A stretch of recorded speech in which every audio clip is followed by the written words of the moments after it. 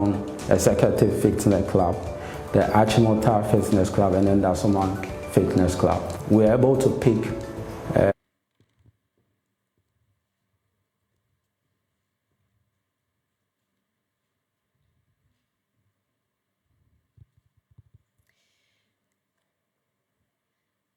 Distinguished guests, thank you so much. Akwaba, Your Excellency. I'll call on Madame Kwakui Hansen to give us the national anthem.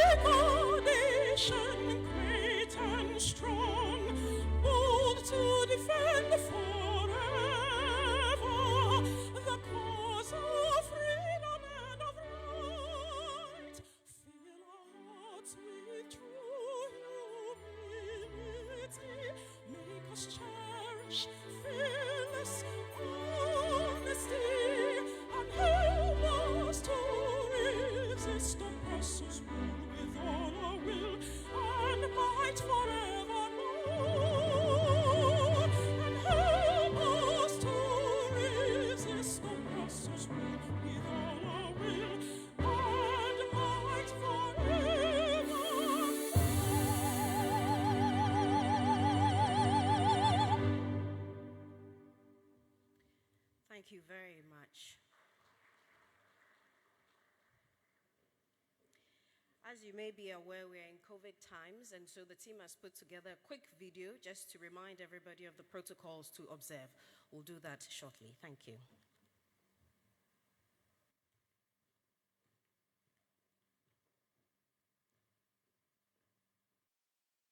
Ladies and gentlemen, please note that in light of the COVID-19 pandemic, protocols are in place to ensure the safety of everyone. Kindly take note of these protocols. Nose masks are to be worn at all times during the event, either inside this auditorium or outside. The only time you may take off your nose mask is when you are talking on the stage and during coffee breaks only. Seating inside the auditorium is spaced 1 meter apart to observe social distancing. Please maintain this arrangement by not shifting your seat closer to the next person. If you go out of this auditorium at any time during the event, please sanitize your hands at the sanitization stations before returning to your seat. At the end of the event, please do not exit at the same time to ensure social distancing. Ushers would direct you to exit one after the other.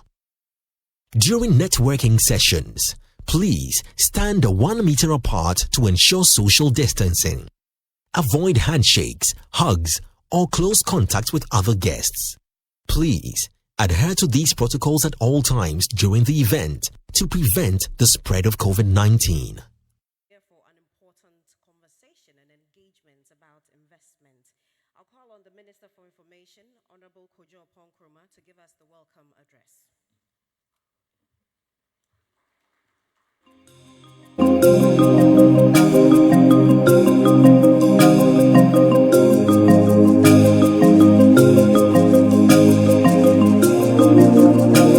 Of the Minister of State for the Ministry of Finance, the Honorable Charles Edubuahin, the Deputy Minister for Trade, the Honorable Herbert Krapper, Deputy Minister for Finance, the Honorable Abena Osei-Asare, Chief Executive of the GIPC, Mr. Yofi Grant. Captains of industry and thousands of Ghanaians have also joined us online and on media platforms for this morning's engagement. Mr. President, you only returned last night from your tours in the Western and Western North regions, and you are billed to continue to the OT and Volta regions later this week.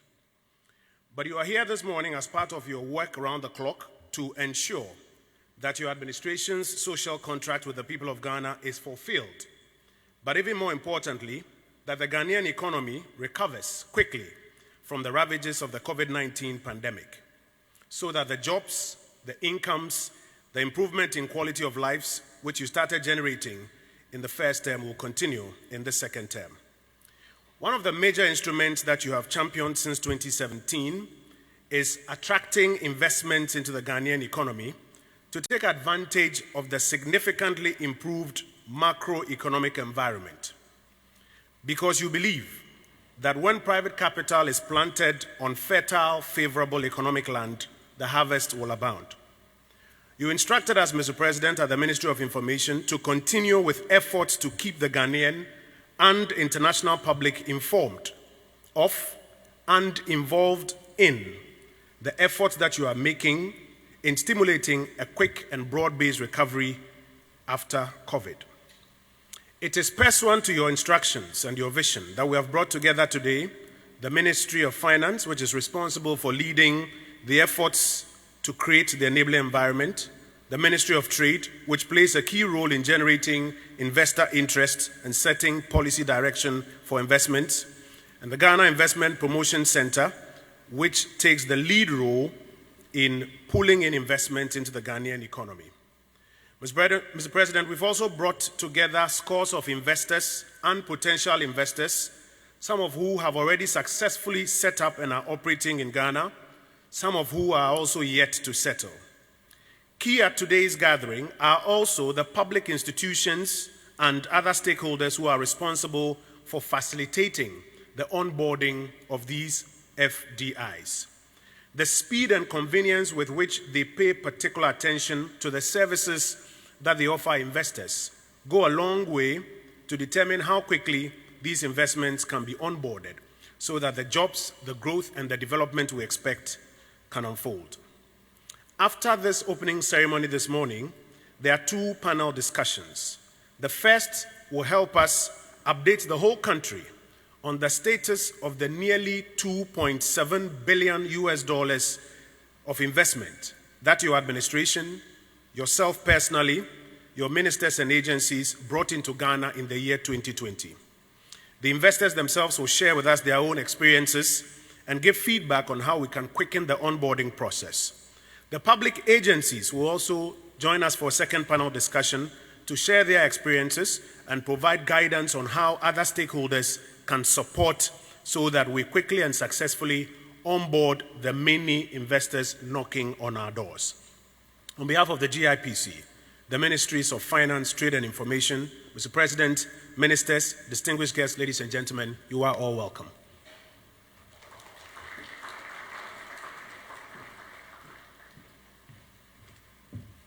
Thank you very much, Honorable Minister for Information, Kojo Opon Nkrumah. Your Excellency, distinguished guests, right now, let's turn our attention to Ghana's FDI trends, the outlook for 2021 and beyond. Let's invite the CEO of the GIPC, Mr. Yofi Grant, for this presentation.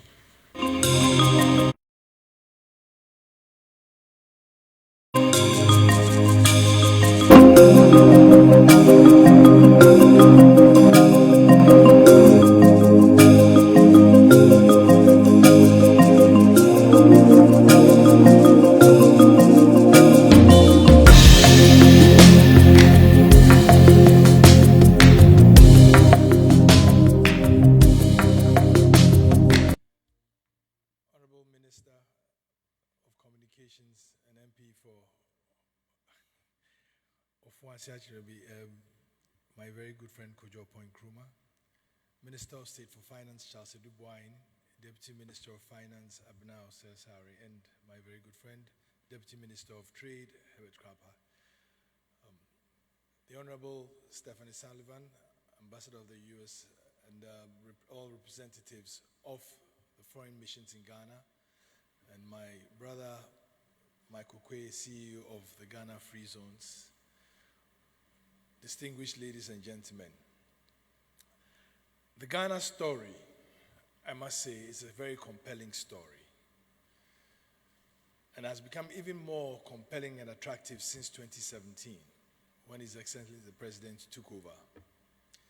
And through fiscal consolidation, significant reforms of the economy, better management of the public debt, and a yearning desire to transform the economy into a modern economy, implemented plans and objectives that set us on the path of recovery, but not just recovery, but growth.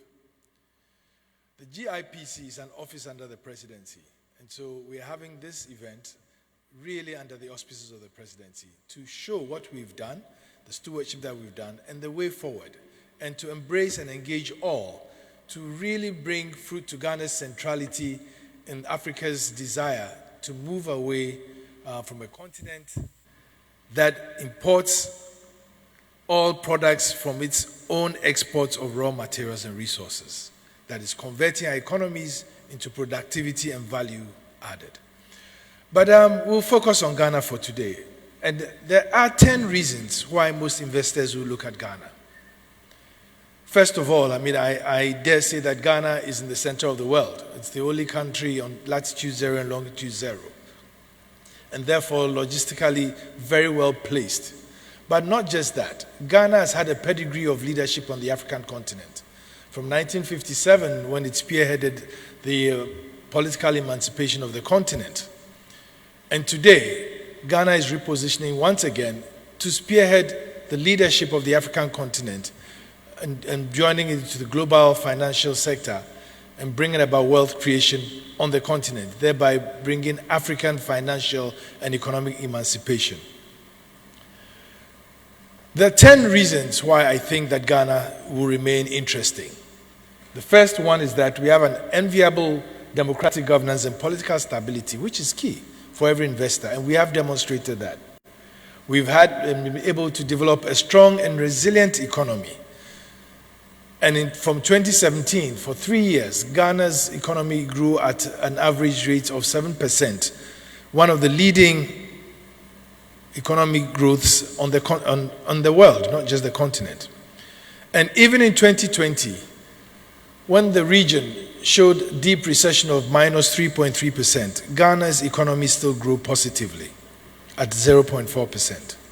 And Ghana, along with South Korea, have been pointed out as the two countries that have shown great preparedness in managing the COVID pandemic. But we are still in the pandemic, it's not over, and so we still keep our fingers crossed and work hard to do that.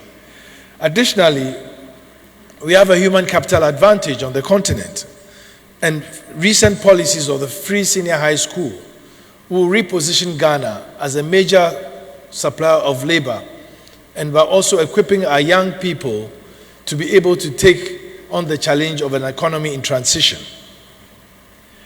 We also have better trade logistics and infrastructure, and quite recently, the Tema port has been expanded to be potentially the largest port in Africa, to be able to do 3.7 million TEUs of cargo.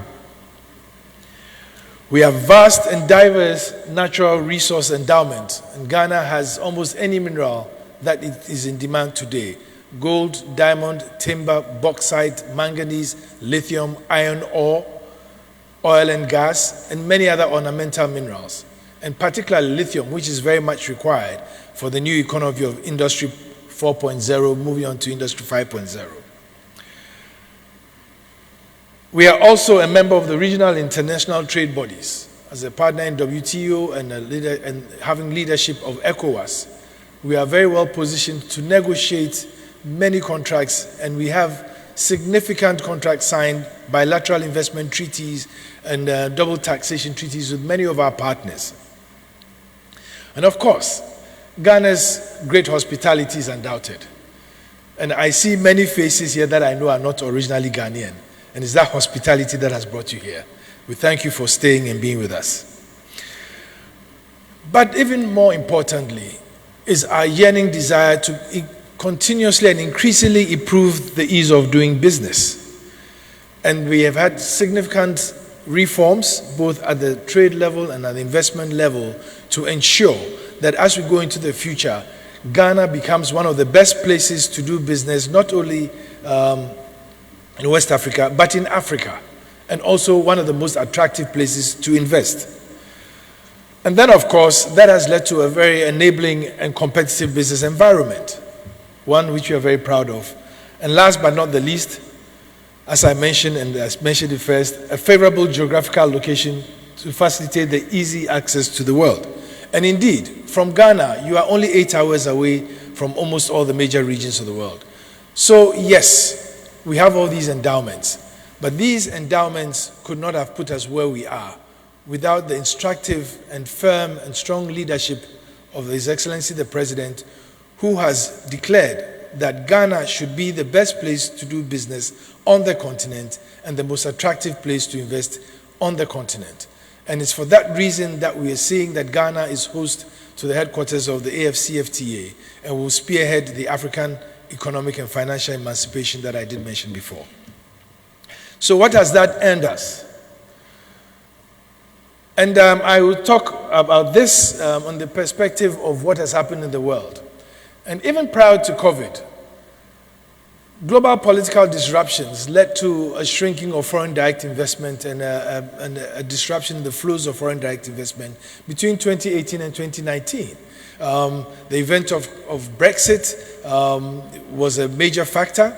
The trade wars between the US and China was another factor. And the fact that the US also started looking inward to try and shore up business and trade was very important in stemming the flow of FDI globally, to the extent that UNCTAD and the WTO started making early predictions of the narrowing down of foreign direct investment globally. And then by 2020, the pandemic really hit. And it caused two major problems. One, the cost of lives, and two, the cost of livelihoods. But practically, it ended up in a major disruption of trade and business globally. Supply chains got cut. Countries had to implement quarantines that actually disrupted businesses. And I don't need to emphasize that because you all know, because you are business people. But that also led to a great impact on the financial sector. It's estimated that some $10 trillion of value was lost in the global financial markets due to the disruptions of the global trade system. Now, that was all money that could have been used for foreign direct investment.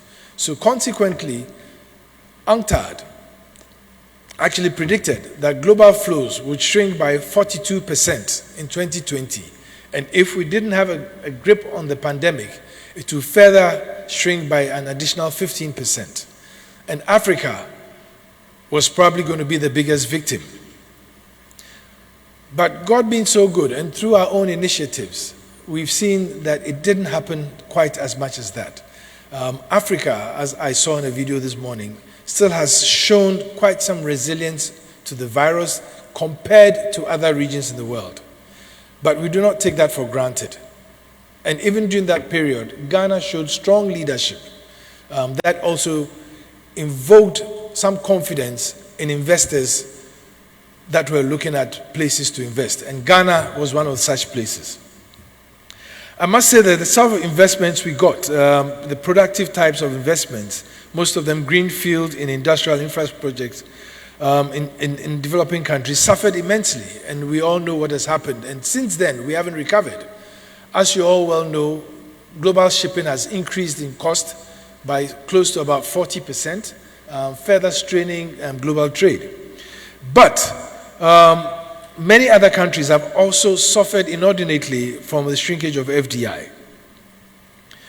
As you see from the third box there, African economies have seen a 16% fall in FDI, but have weathered the storm better than others, as I've said. And therefore, we are all in recovery mode and looking forward to improving our conditions to try and ginger back FDI globally.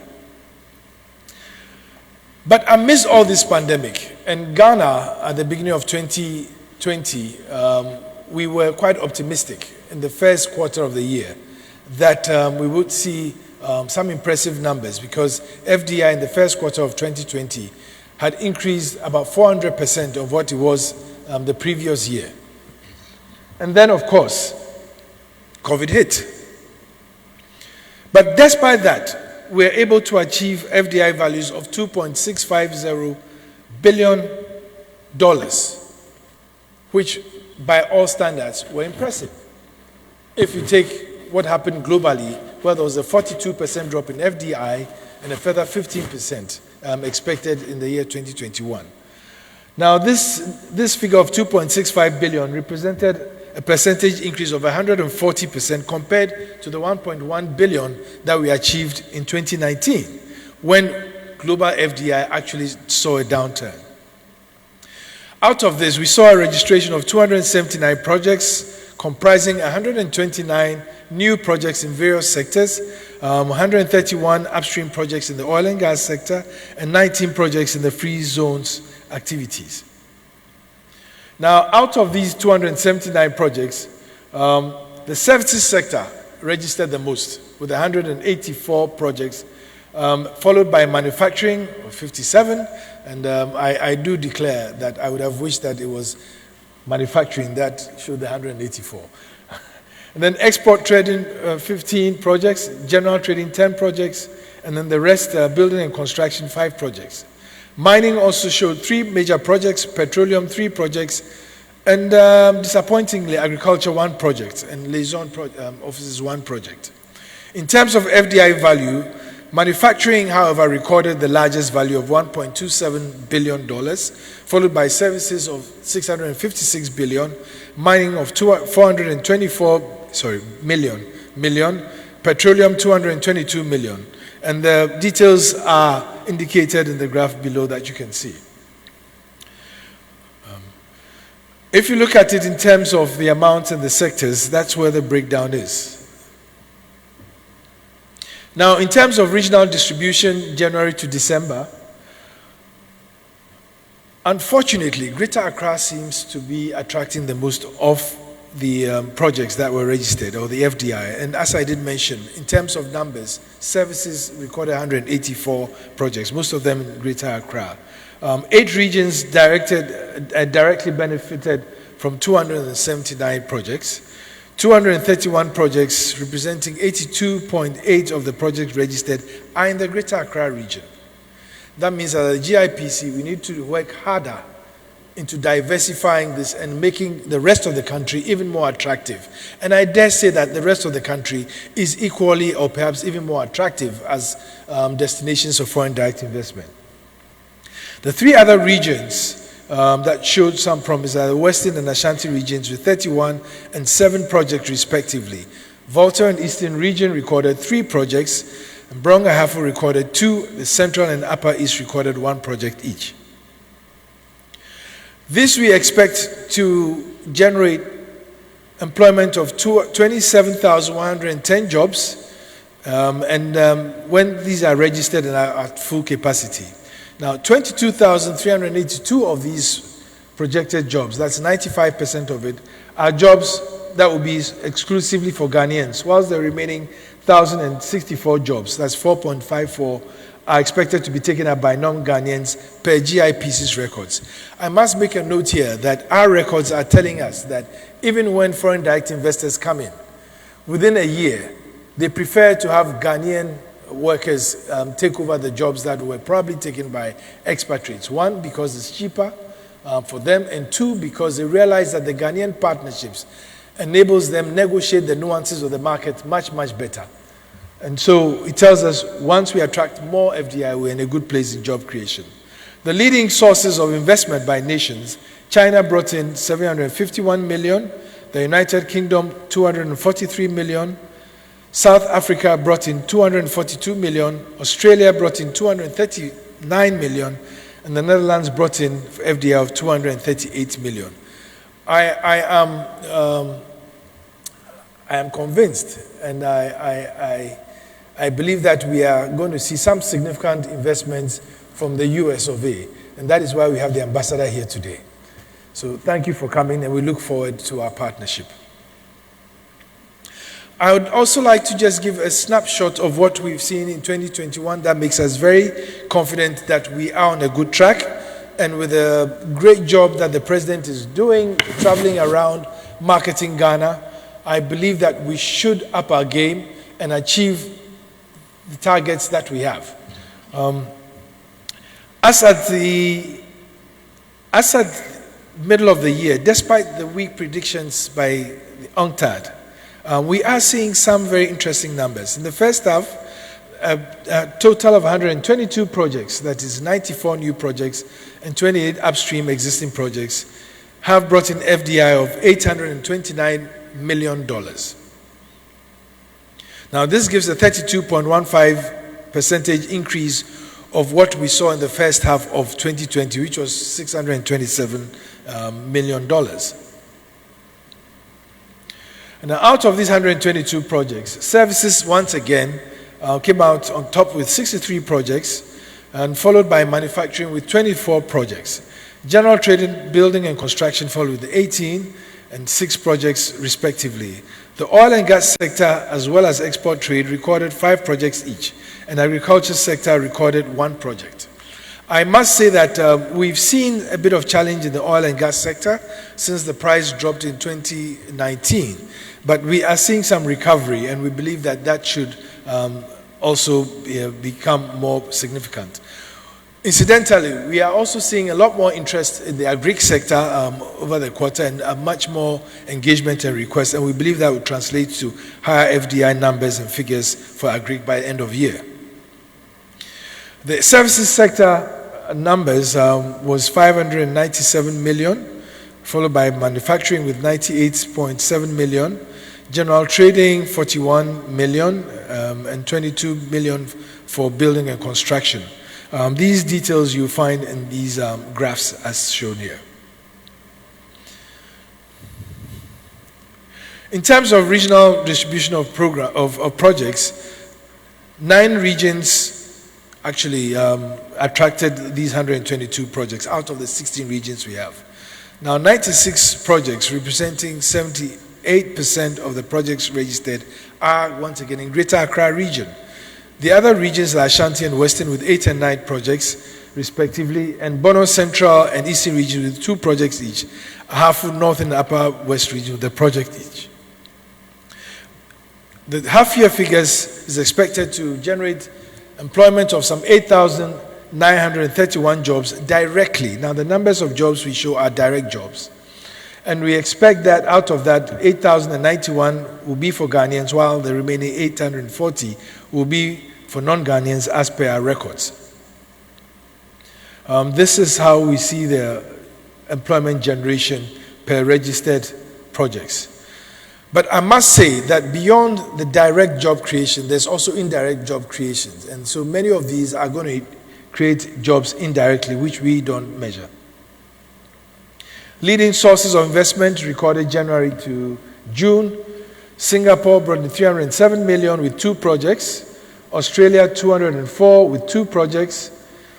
India 61.57 with 9 projects. Netherlands 46.8 with 2 projects.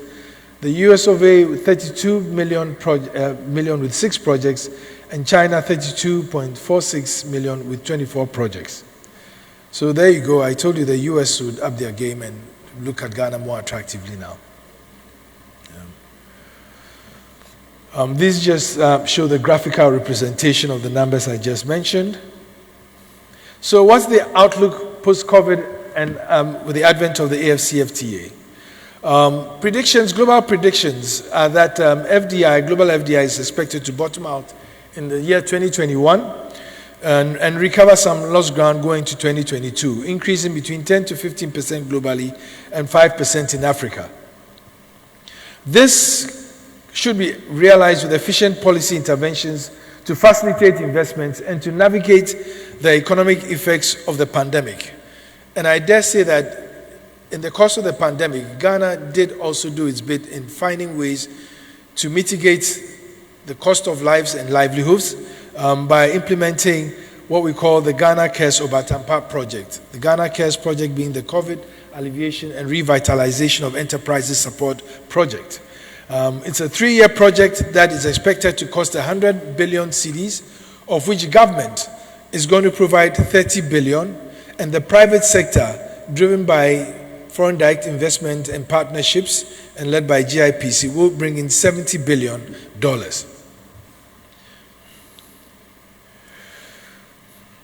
Now, the priority areas under the Ghana Cares program and for GIPC in this regard are agriculture and agro-processing, import substitution and animal husbandry, manufacturing, natural resource value optimization, that is value addition to our natural resources, a technology hub and industrial assemblies, and we are right on track on actually establishing one industrial zone per each of the 16 regions in a number of economies.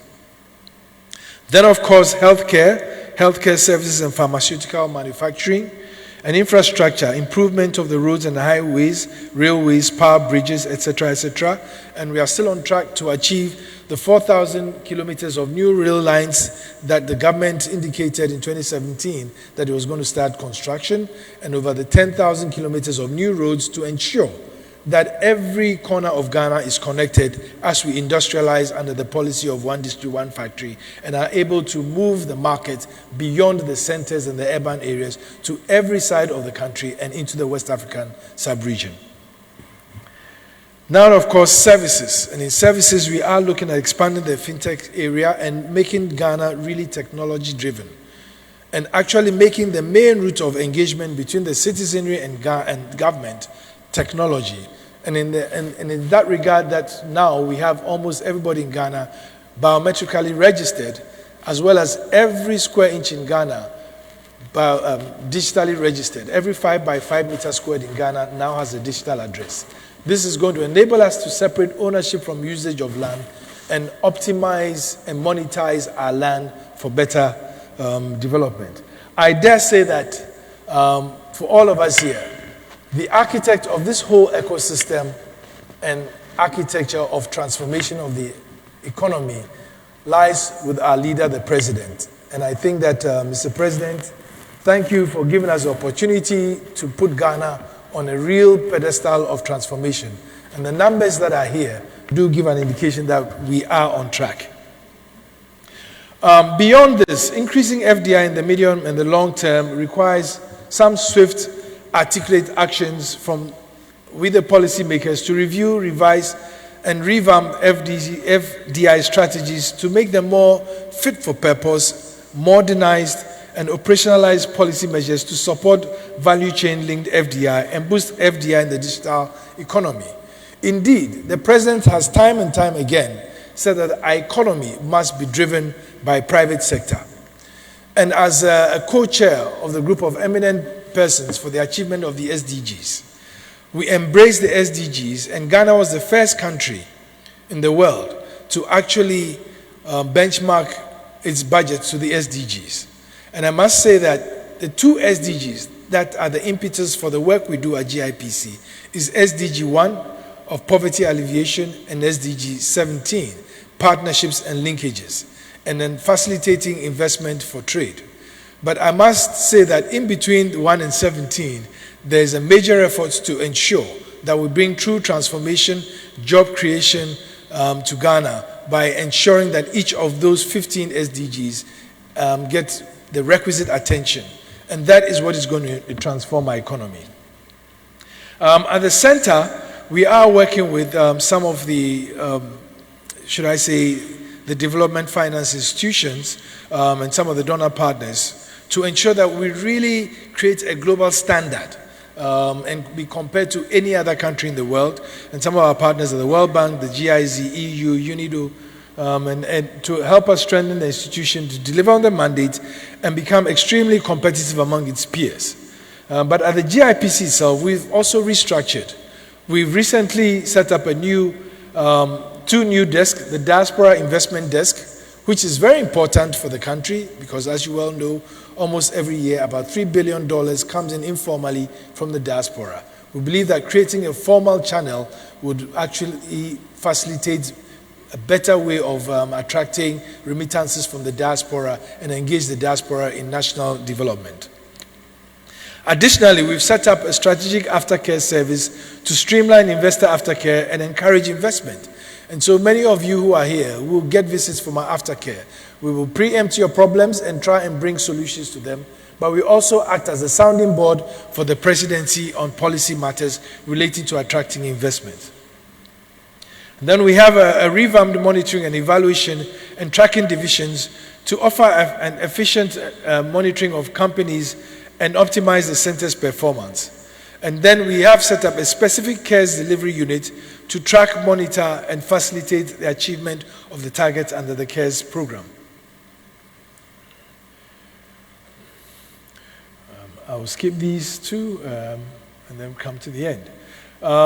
As I did say, we are very keen on ensuring that we achieve the target of a minimum of $3 billion a year from 2020 to 2023, right into 2024, under the CARES program. And the areas that we've identified strategically for promotion are agriculture and agro-processing, energy, because if we are going to industrialize, we need cheap, reliable energy, vehicle assembly and automotive components, manufacturing, and we are pleased to say we are well on track. We also have a great manufacturing template under the 1D1F to ensure that every corner of this country has a manufacturing industry of sorts. Now, can you imagine what that would do for job creation? It means that every corner in each of the 260 districts will create opportunities for job creation for our young people. That would stem the tide of the flow from the urban to from the rural to the urban areas that we see every year, but also create opportunity that will lead into a market in West Africa. Tourism and hospitality, because Ghana is naturally endowed with assets that we can monetize in tourism and hospitality. Innovative financial products and services, and Ghana is also setting up to be a regional international financial services center to facilitate capital flows in West Africa, in Ghana, and the continent. And then, of course, transport infrastructure, such that the products that we generate have easy access in and out of Ghana and into the global market. AFCFTA does give us a unique opportunity. And once again, Ghana is acting as a spearhead for this whole transformation of the African continent. Africa is very well endowed, but unfortunately we export our raw materials and then import the finished goods out of our raw materials we export. And I believe that the AFCFTA gives us a great impetus to change that whole dynamic. And once again, I would like to say that the inspiration from the president of a Ghana beyond aid resonates loudly on the African continent. For us to actually monetize the assets that we have through partnerships and linkages and create a better continent of wealth creation and jobs. By 2050, Africa will be 1/4 of the world's population. It would also still have more than 30% of the world's remaining resources, 60% of the arable land left in the world. And it's now due for us to actually turn that into a real development agenda for the world, not just for Africa. I believe that the AFCFTA for us in Ghana gives us a real good opportunity for our SMEs and SMIs to actually get onto the industrial bandwagon and move beyond where we are. I would like to end here. I believe that you've all seen the numbers. These are real numbers. They've been legitimized, but we look forward to doubling, quadrupling those numbers. In broad discussions with a lot of our compatriots, both globally and outside, they do say that if Ghana is to up its game, it could probably be attracting double-figure FDIs in the future. Thank you very much. I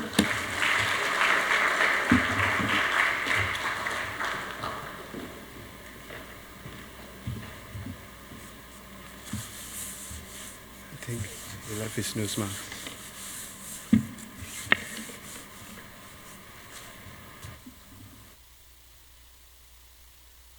Thank you very much, Mr. Grant, for that detailed presentation. Of course, if you have feedback, the organizers of the event will welcome that. Every individual here has placed close to them a card that bears a QR code. You can quickly scan it and then share your feedback with us. We'll really appreciate that. It's also obvious that we cannot have this conversation or the rest of this conversation without hearing from the Ministry of Trade and Industry. At this juncture, I'll call on the Honorable Deputy Minister, Herbert Krapper.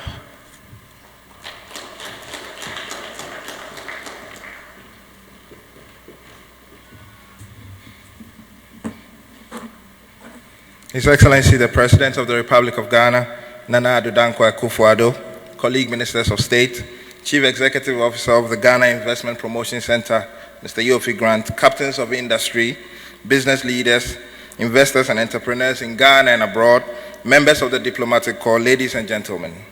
It is an honor to be part of this all-important investment summit, and I take the opportunity to congratulate the organizers for not only conceptualizing such a brilliant idea, but also taking the steps to implement it year after year.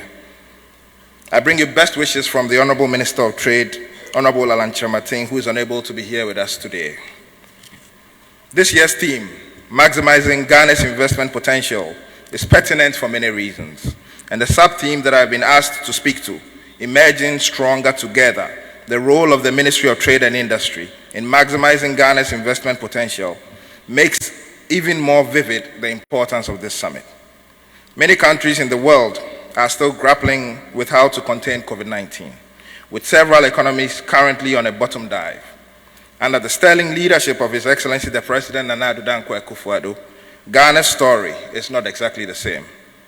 When His Excellency the President commenced work in his first term with a program to clean up and strengthen Ghana's financial sector, coupled with an aggressive industrial transformation agenda and the introduction of revolutionary social intervention measures, our visionary president was clearly seen farther ahead than many of his peers.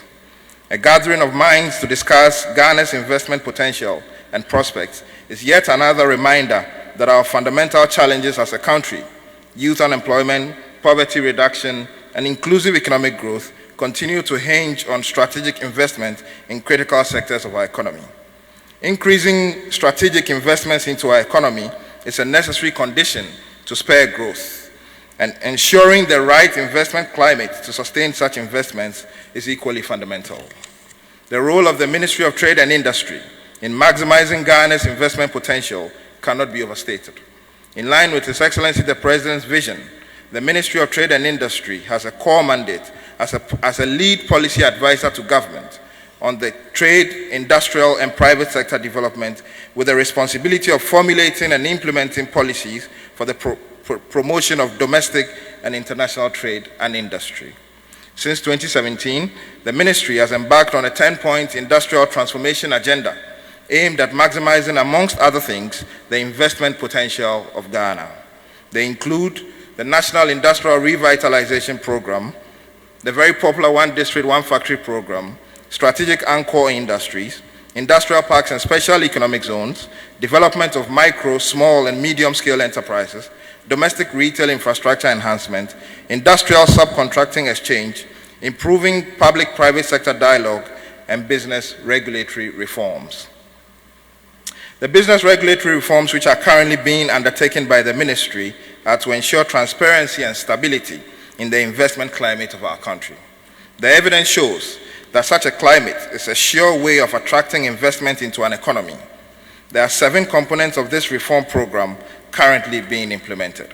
First, targeted reform initiatives to ease the way we do business in our country, and it's a coordinated national program to improve Ghana's performance in key indicators and annual ranking on World Bank's Ease of Doing Business Index.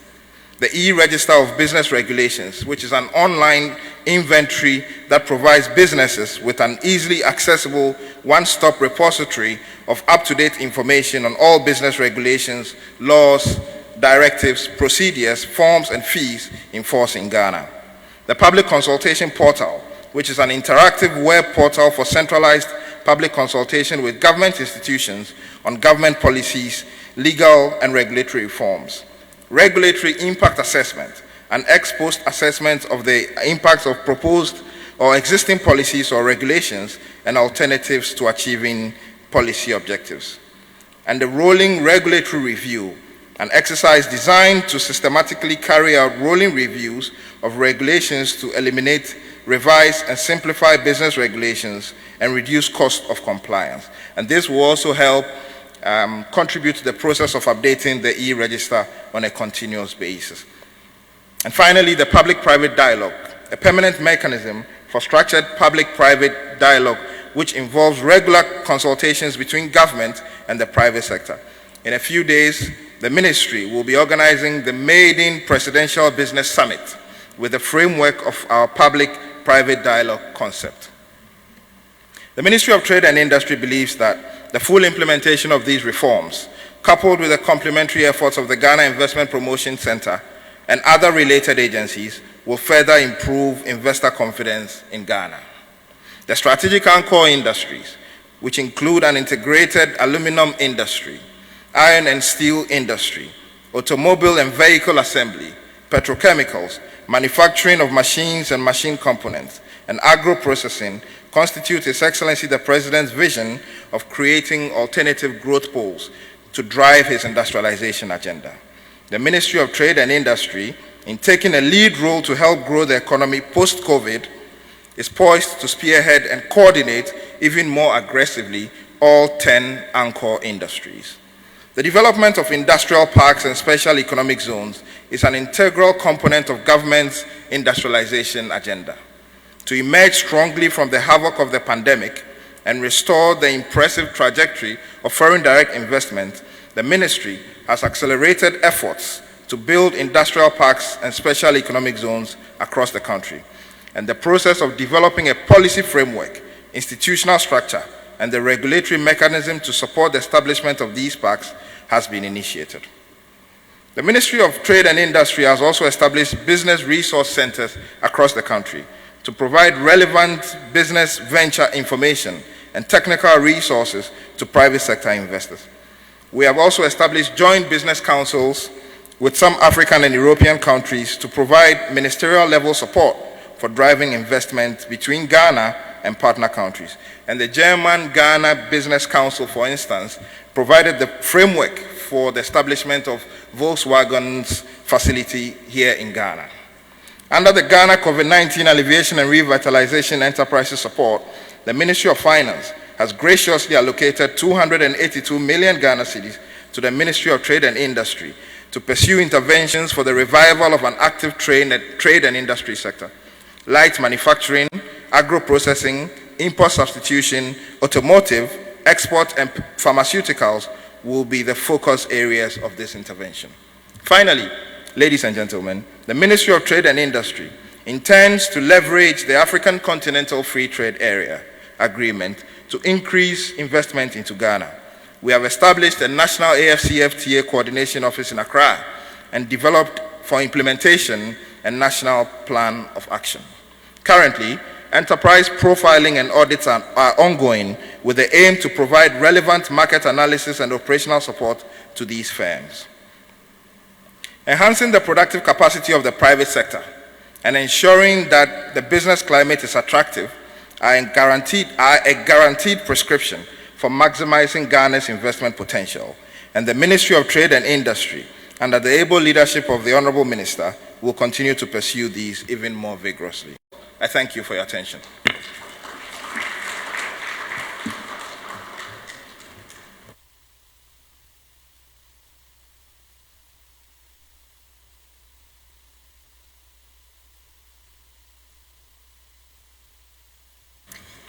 Thank you very much, Mr. Krapper, for that.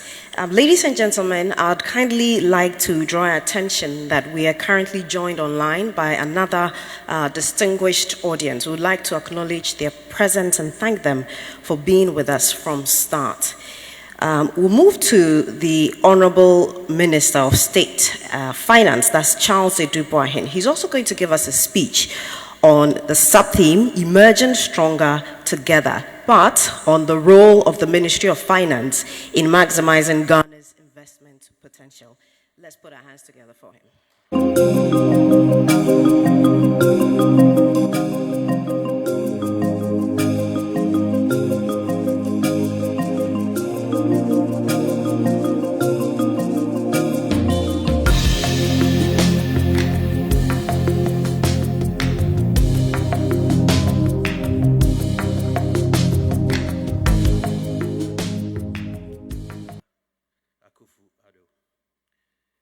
Honorable Minister for Information, Deputy Ministers for Trade and for Finance, Ambassador Sullivan and members of the Diplomatic Corps, the CEO of GIPC and the CEO of the Ghana Free Zones Board, directors, heads of public sector agencies and associations, invited guests, ladies and gentlemen.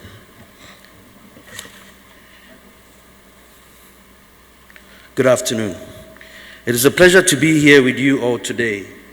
It is good to see so many from industry, government, and the wider investor community here with us today.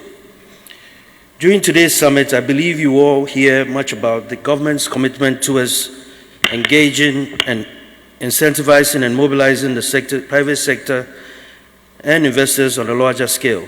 Critically, the COVID-19 pandemic has forced emerging economies such as ours to focus on binding the private sector into open and accountable long-term relationships characterized by fair sharing of risk and the transfer of innovative ideas to lay the foundations for a post-COVID recovery. Undoubtedly, leveraging innovative sources of funding has assumed greater significance. Therefore, our focus as a government has been to prioritize the pursuit of public reforms to create a de-risked landscape for private capital seeking rewarding growth investments. In truth, there has indeed been an extraordinary increase in Ghana's FDI flows since the turn of the century. According to the World Bank, our net FDI inflows have grown from approximately $165 million in 2000 to over $3.9 billion by the end of 2019. FDI as a percentage of the gross domestic product has similarly climbed up from an average of 4.2% in the 2000s to 6.5% during the past decade. Indeed, Ghana's average share during the past decade is higher than the sub-Saharan Africa average of 2.3% of GDP, and also notably above such countries as Nigeria, which has GDP flows of 1.0% of GDP, Tanzania, which has 3.1% of GDP, and Kenya, which has FDI flows of 1.7% of GDP. Despite this, there's still great potential that is unfulfilled. This is true of FDI inflows and the degree to which intellectual capital comes in and can be transferred, particularly between local and foreign firms in the construction subsector. In truth, we are at a critical juncture in our development trajectory, with a burgeoning population growing at a rate of 2.26% annually. It has become even more urgent to crowd in capital into both traditional and non-traditional growth sectors to create an inclusive, sustainable, and resilient economy. FDIs are important because they provide critical private sector funding to complement domestic resource mobilization and debt financing to fund our recovery from the pandemic. According to a report published by Fitch, median public debt in the sub-Saharan Africa region leapt to about 68% in 2020 from 56% in 2019, and is likely to rise even further to 75% in 2022. At the Ministry of Finance, our policy mix to attract FDI flows and hence increase investment potential includes, first and foremost, establishing macroeconomic stability, which I must say I believe we've done very well in the last 4 or 5 years. Improving transparency and access to critical macroeconomic data through regular investors' engagements and roadshows is another very important initiative that provides investors with key information to be able to help them make investment decisions. Strengthening our business, legal, and regulatory frameworks to provide the requisite de-risking of private investment. Supporting GIPC to effectively deliver on its mandate by providing fiscal incentives to prospective investors in priority sectors such as housing, health infrastructure, and manufacturing. Ensuring the availability of long-term investment capital for entrepreneurial ventures, productivity-enhancing investments, and asset creation through the formation of such institutions like the Development Bank. Funding the Ghana 100 billion Ghana Cares program to effectively transition our country towards the realization of a modernized, competitive, and resilient economy. Promoting ease of doing business in Ghana, and providing the requisite financial resources to support education and skills training of the labor force, and complementing external investment inflows with a more domestic domestic revenue mobilization effort. Essentially, to support FDI growth consistently and effectively, we realize that we must provide the proper framework of policies, institutions, and support services that make our firms competitive, provides incentives to invest in skills transfer, and provides an opportunity for investors to realize risk-adjusted returns in Ghana, which are far above the sub-Saharan African average. Given the fragility of the economy, both here and across the world, the essential requirement today is to do everything possible to nurture and secure a robust recovery where our economies emerge stronger from the pandemic. Since the start of the year, we have set the stage for the presentation of the exemptions bill to Parliament, instituted clear and comprehensive programs to address youth unemployment, demonstrated a solid commitment to a strong rebound in economic growth and fiscal consolidation, anchored the budget on debt sustainability, strategically repositioned the Ghana Infrastructure Investment Fund to support the funding of key infrastructure, stabilized the power sector, and mobilized sufficient funds for the Development Bank. Ladies and gentlemen, the government is accelerating structural transformation through digitalization, industrialization, fiscal consolidation, and the pursuit of enterprise. Over the medium term, we expect to record growth levels in the region of 5%, placing Ghana among some of the fastest growing African economies. We will continue to work hard to ensure macroeconomic stability, improve revenue collection through digitalization and other initiatives, and allocate resources to the growth sectors of the economy to ensure economic expansion, increasing opportunity, and prosperity for all our people. We look forward to working with you all in shaping a Ghana that is truly beyond aid. Thank you very much.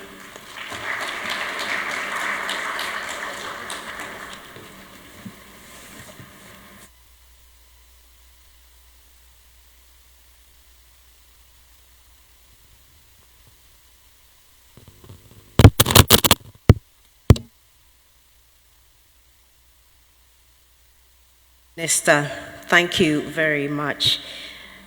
Okay, ladies and gentlemen, let me quickly draw your attention that this event is broadcast live on CNBC, on DSTV, and all their social media handles.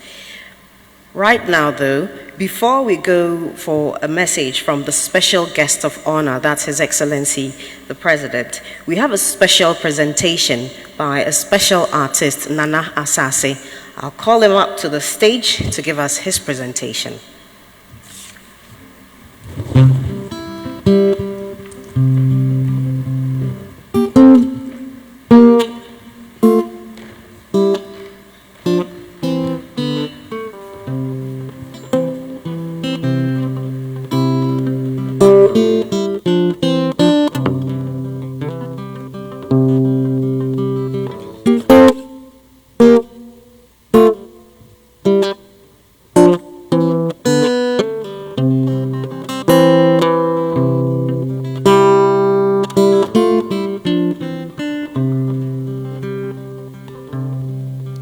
Soldier, half asleep or fully asleep, is no less than one, fully awake on duty and alert. The only distance between them is a wake-up call. Ours is both a soldier and a giant, a mother of many nations who needs a reminder that the time for duty is at hand. And so to you all, Sanda Zua, Swahili Benvenu Ghana, Akwaba, Miawizo, Ohelebo Atu, welcome to her reawakening. This is that same gathering with collective urgency to be the whistle, the bugle, or the din of the band that calls her to attention. Attention. Attention, because the heart of industrialization awaits and needs to be fed with the blood of agriculture. Through the veins of technology, to get on the feet of prudent fiscal policy so we can give COVID a kick, and then we can feel the pulse of our SMEs through our private-public partnerships. All of this to remedy the challenges of unemployment. Ladies and gentlemen, only then With a resilient voice of youth, we shall call for foreign direct investments to meet the strength of local industries so that we can all hand over the baton of a better Ghana beyond aid to the capable hands of the future. Pay attention, for this message might be quite short. I hereby declare that her sleep is over and Ghana, our soldier mother giant, is reawakening. And so let us all spark up. Let us call the tune, and she will lead Africa's march into the future. But fellow Ghanaians, all of this will rest on the stable neck of an enabling socio-political environment with the head of an able leader. And I dare add that he whom the cap fits, let him wear it. His name remains His Excellency Nana Addo Dankwa Akufo-Addo, President of the Republic of Ghana. Me and Nana, Nsweja, we are Nana Penny. Nana Penny, and why you be paying? Would you shabo name me drew ya? You show Sunukukruka, Etata, Enche, Obeties Bijam. And so, Africa, world, I summon you to the center to hear the capable head resting on the enabling socio-economic environment of Ghana, ready, resilient, sparking up so that we can take our rightful places.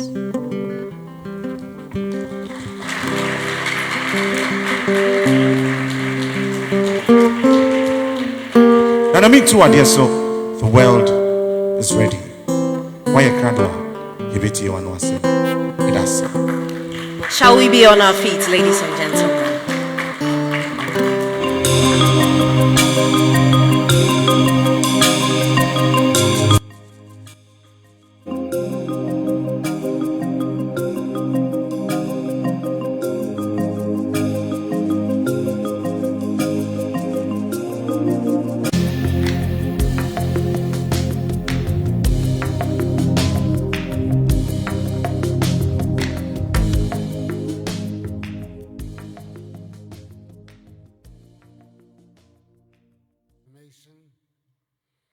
Minister of State of the Ministry of Finance, the Deputy Minister for Trade and Industry, the Deputy Minister for Finance, Chief Executive Officer of the Ghana Investment Promotion Center, and the Chief Executive Officer of the Ghana Free Zones Authority, members of the business and investment community, members of the diplomatic corps, fellow Ghanaians, ladies and gentlemen.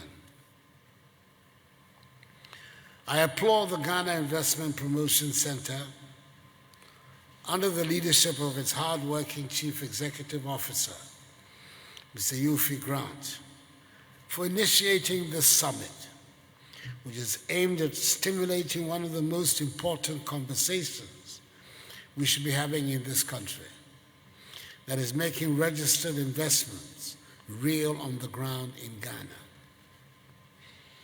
When I assumed office in January 2017, I encouraged all of us to take it upon ourselves to help government build a business-friendly economy that will enable our nation get to the stage where the exploitation of the opportunities that are available to us will help us build an optimistic,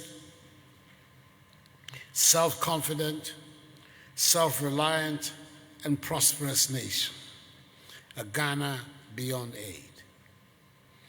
Towards realizing this vision, government has made deliberate efforts at determining the investment priorities of our country and taken steps to mobilize the necessary resources for the growth of these priority areas. This is because we want to help transform Ghana from being a mere producer and exporter of raw materials to a value-added industrialized economy that will provide opportunities, jobs, and prosperity for all Ghanaians, thereby creating a wiser nation that is a wealthy, inclusive, sustainable, empowered, and resilient one. Government since 2017 has put in place measures needed to reduce the cost of doing business, improve the business environment, and made the Ghanaian economy not only one of the most business-friendly economies in Africa, but also one of the fastest growing economies in the world between 2017 and 2020, averaging 7% GDP annual rates of growth, up from the 3.4% rate we inherited in 2016.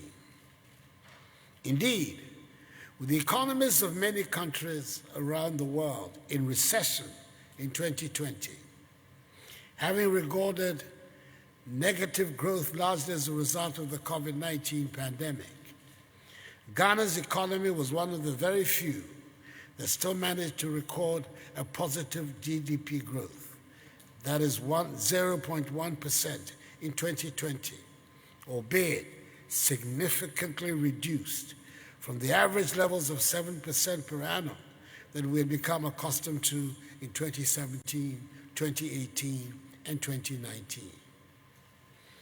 In spite of the ravages of the pandemic, we are working to grow the economy at a much faster rate this year, our target being a 5% GDP growth rate, which will enhance the prospects of a win-win environment for both private sector and country, and create an environment where companies do not just survive, but actually thrive.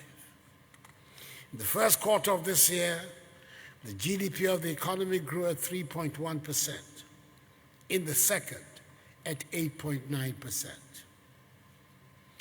Government has a blueprint for the revitalization of the Ghanaian economy from the effects of COVID-19.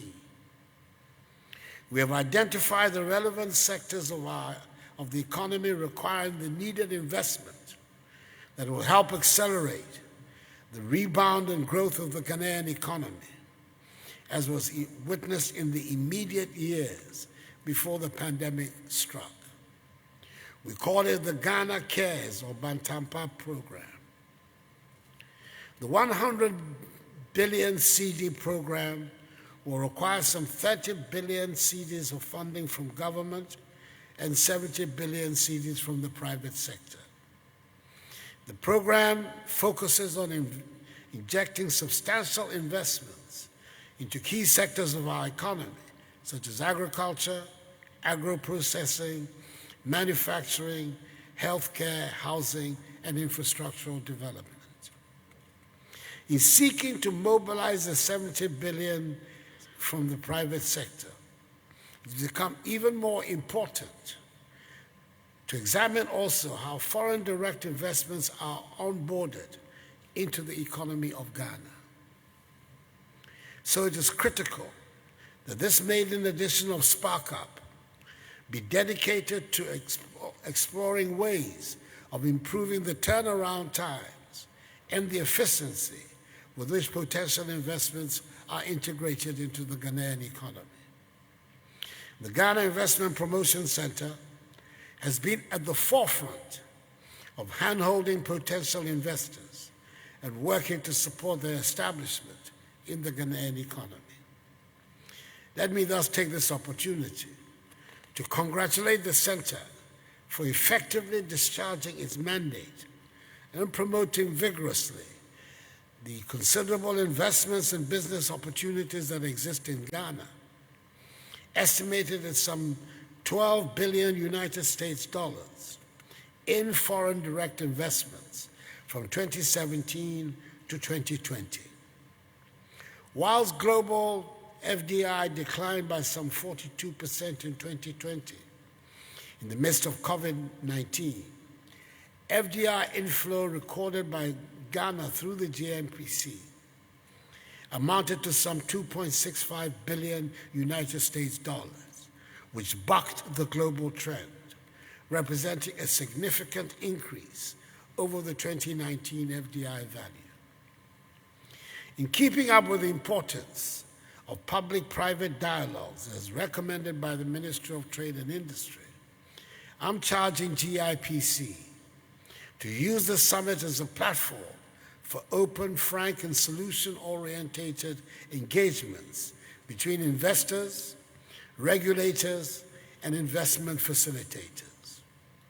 I'm hopeful that it will afford the facilitator agencies, regulators, and the relevant public officials on one side the opportunity to engage directly with investors and potential investors on the other, to explore how the various bottlenecks that frustrate and slow down potential investments can be quickly unlocked, for a smooth and quick establishment of all these registered investments to complement the efforts of government in engineering growth and the creation of jobs for our people. The ongoing review of the GIPC Law, Act 865, and the institutional reforms, such as retooling and refocusing the center's operations through the institution of the Diaspora Investment Desk and the CARES Delivery Unit, will be crucial in implementing the outcomes of this summit. They will strengthen GIPC to continue to play a lead role in assisting government to mobilize private sector complementary investments for the resurgence of the Ghanaian economy. Let me commend the collaborating organizations for their roles in this project. The Ministry of Information for showcasing this all-important national conversation. The Ministry of Trade and Industry for articulating the relevant policy direction for attracting the most appropriate investments that Ghana requires at this point in time.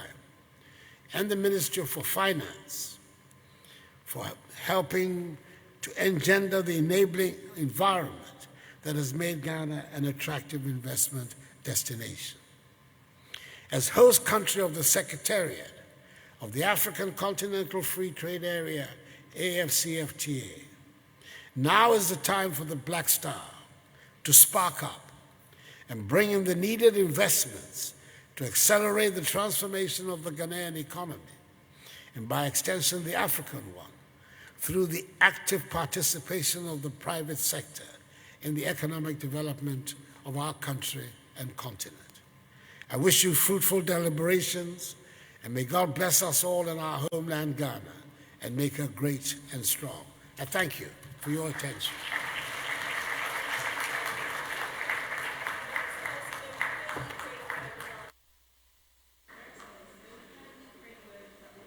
Would like to take a group photo with the VIPs, please. Thank you.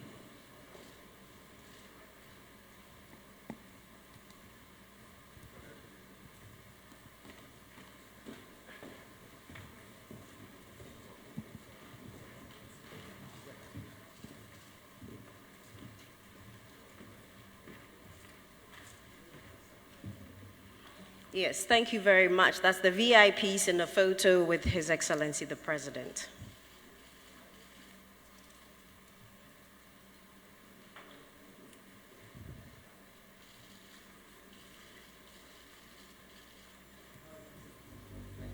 Thank you very much. Ladies and gentlemen, let's put our hands together for them.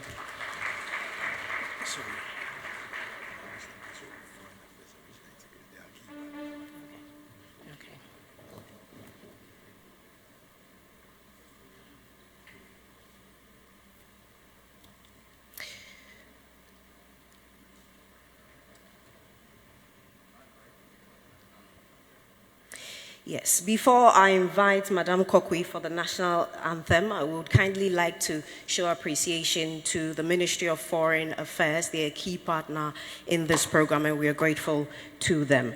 Let's hear Madame Kokui for the national anthem.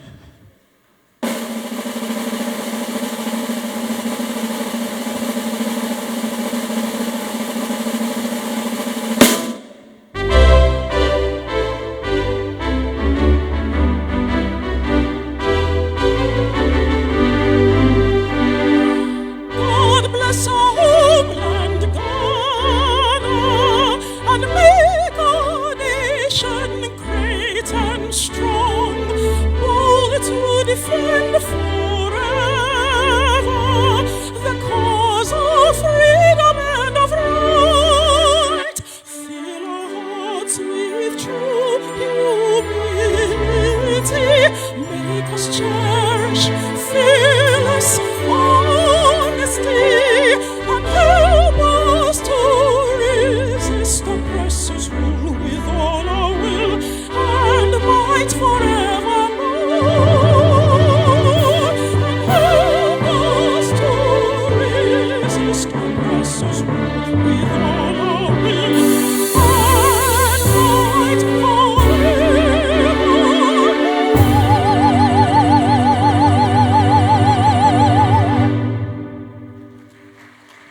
Thank you very much. Let's stay on our feet as the President, His Excellency, takes leave of us.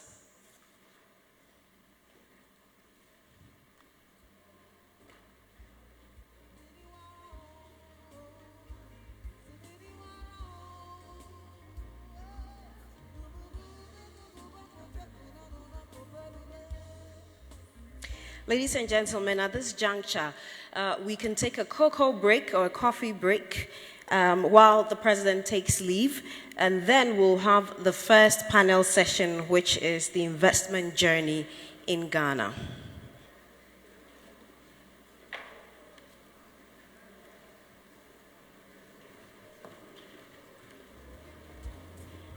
Ladies and gentlemen, while the President departs, we want to urge you to stay in. We want to go straight to the panel discussion. We want to go straight, so immediately the President departs, we'll zoom into the panel discussions. So please stay on.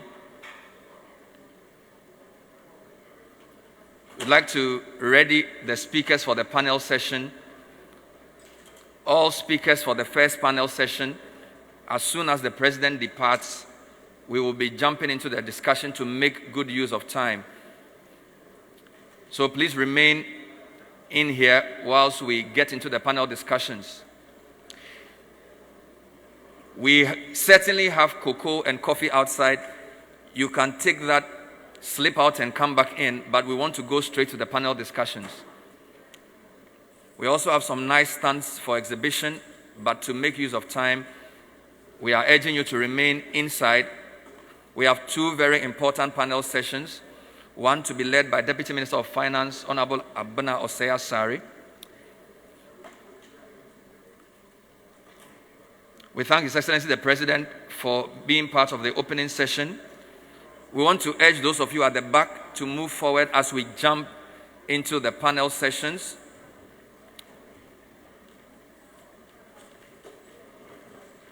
And while we're at it, we want to urge you to go online, scan the QR codes. The full program is there.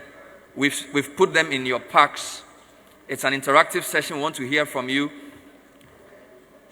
We're urging all those at the back to come to the front. There are some empty seats in front.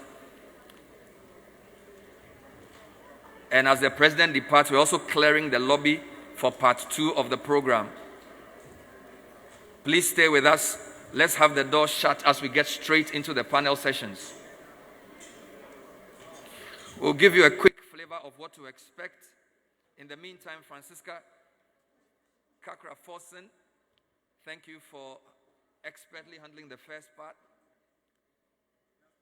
You've earned yourself a coffee break. Francisca, thank you. We're still streaming live. We're still streaming live on the GIPC social media handles. Kindly close the main door so we can jump into the sessions to make good use of time.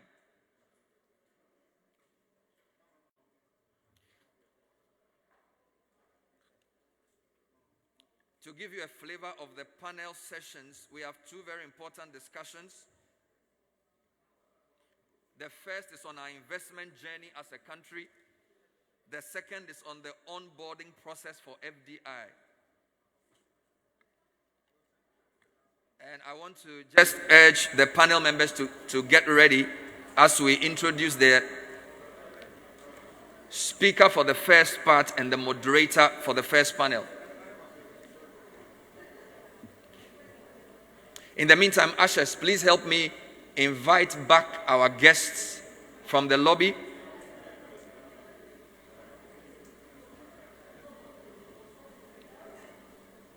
We want to be more judicious with the time. So let's get settled as we jump into the panel sessions. We will start with a presentation and a couple of videos, but we want to get seated first.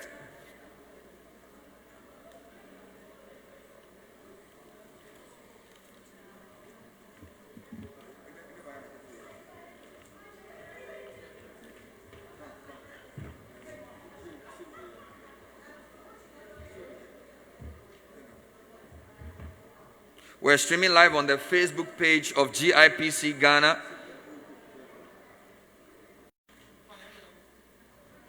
We will show you a short video whilst we get settled for the commencement of the second session. We will show you a short video while we settle for the commencement of the second session.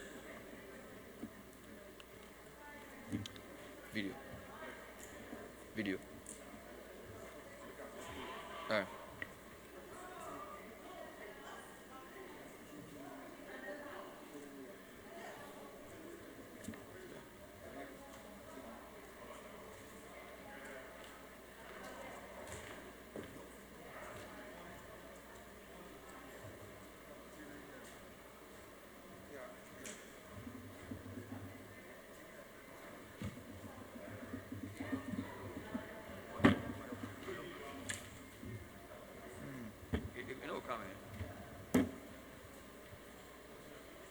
Here.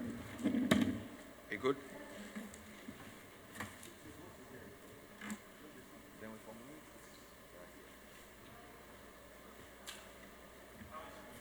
no.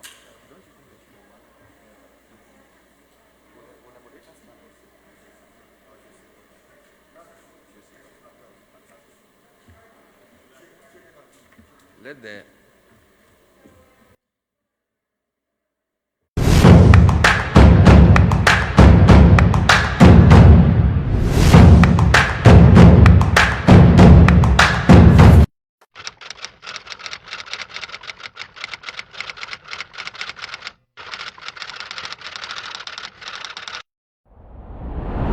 So IMensa Park is a collaboration between two companies, a US-based firm and our firm Mercury Estates.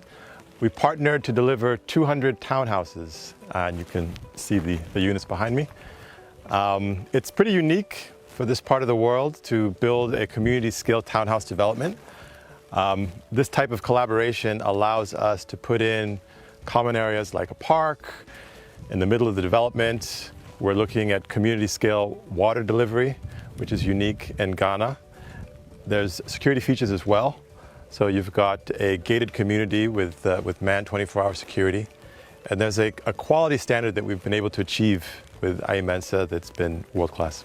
We've got 200 units, or townhouses, mostly. So you've got 2-bedroom units, 3-bedroom, 4-bedroom, and we also have a few flats as well, 1-bedroom with studies.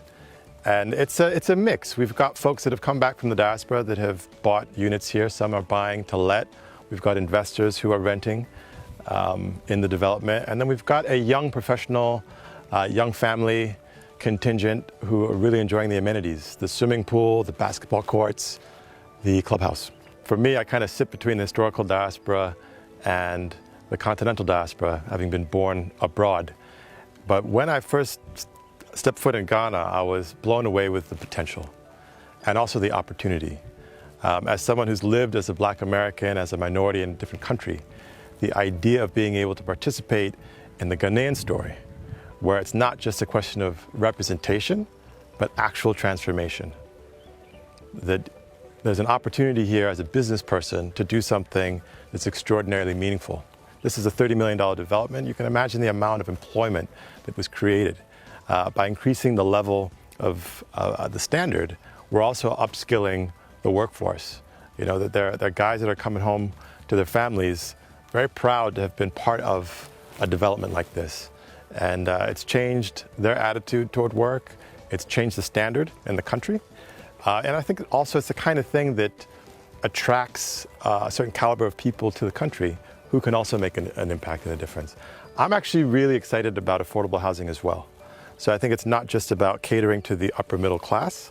It's also, I mean, the entire value chain in the housing industry in Ghana requires investment and talent, both locally and abroad. I've been back here full time for 17 years. We started this development about 6 years ago, and we've just wrapped up the construction. We've finished sales towards the beginning of this year as well.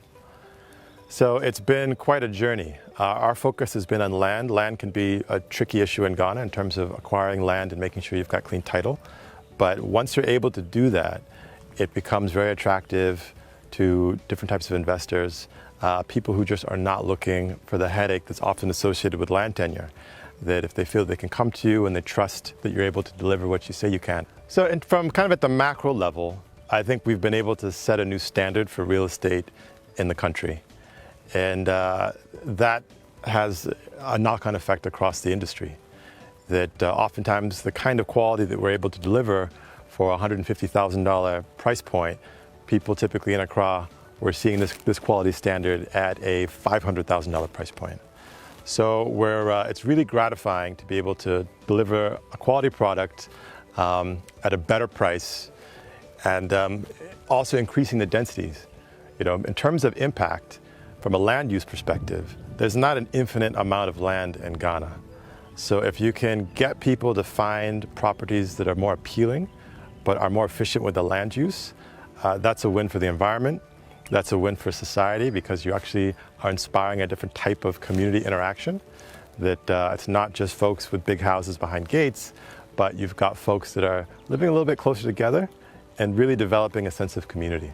I think there's something unique that the diaspora can bring to the table, particularly in Ghanaian diasporans coming back and reaching out to the larger historical diaspora. That there's a huge amount of interest in Ghana, particularly on the back of the Year of the Return story. I would say the most compelling reason to invest in Ghana is the quality of the people. There's an extraordinary spirit in Ghana. There are extraordinarily capable folks, and there's a culture that embraces entrepreneurship. Ghana is the kind of place that rewards and long-term investment. So as someone who's benefited from collaboration here in Ghana, I urge the entire diaspora community, both the historical diaspora and the continental diaspora, to grow in Ghana and grow with Ghana.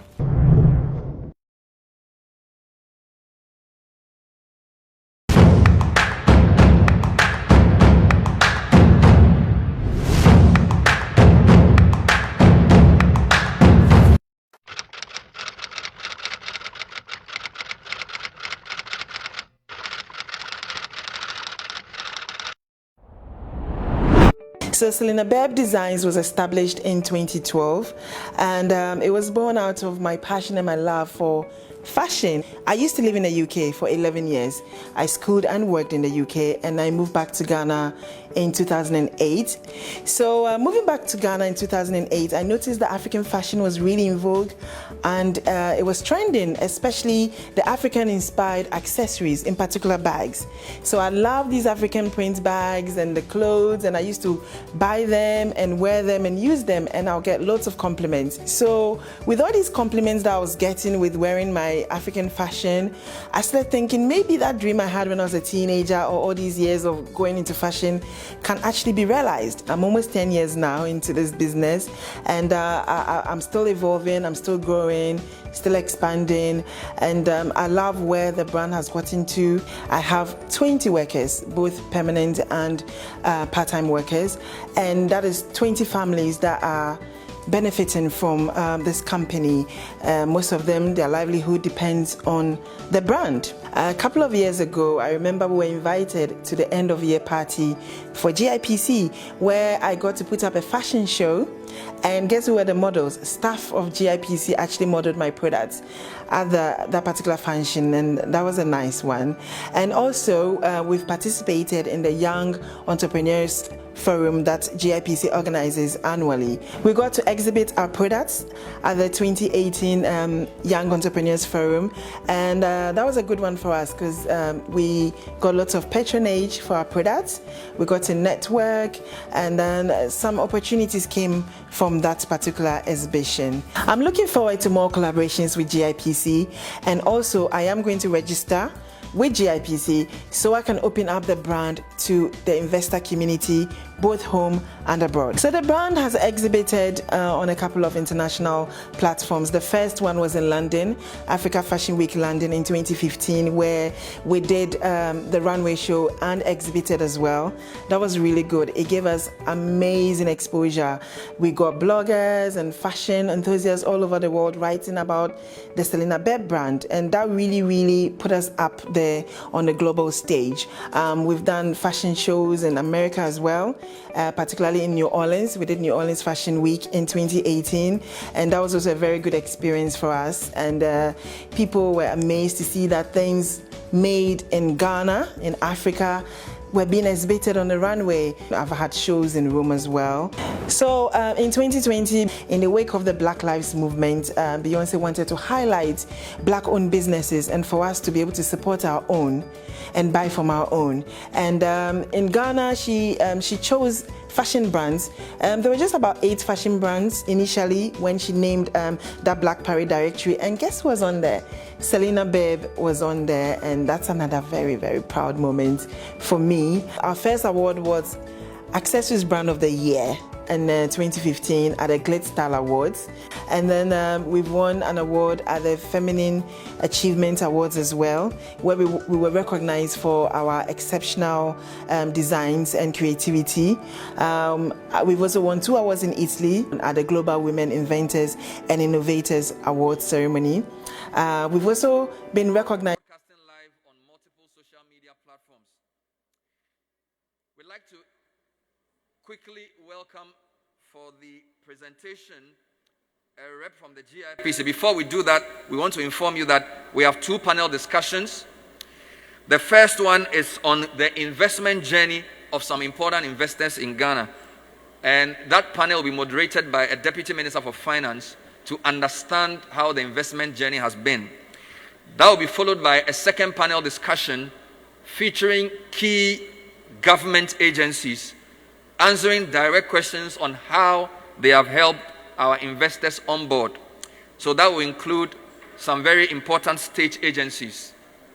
We'd like to thank the Information Minister, under whose auspices we're proceeding, Deputy Minister of Trade, GIPC CEO, and all of you who've joined us for this very important session. My name is Bernard Avle. I'm taking charge of the second part of the program. Before I call my first speaker, I'd like to ask for the doors to be shut so we can have a bit of quiet in the hall.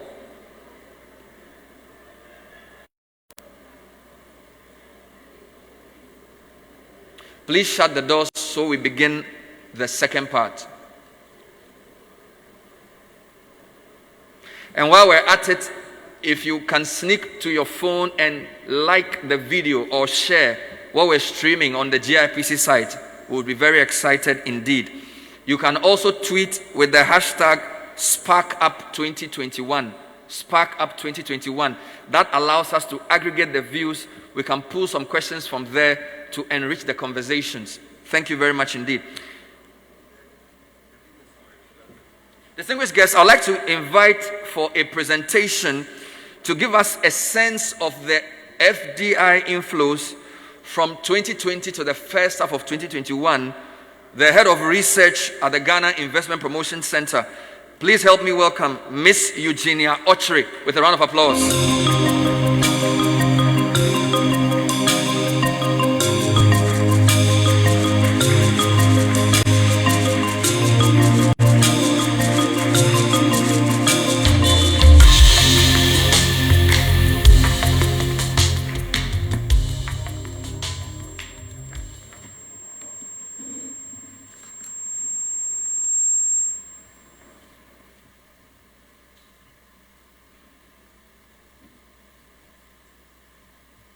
Good afternoon to you all, and once again, welcome to the second part of this program.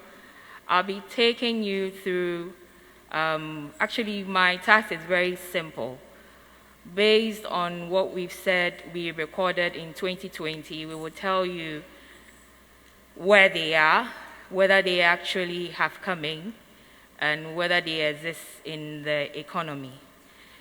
I'll start off by going through the investment journey and then dwell on to where the projects or investments are.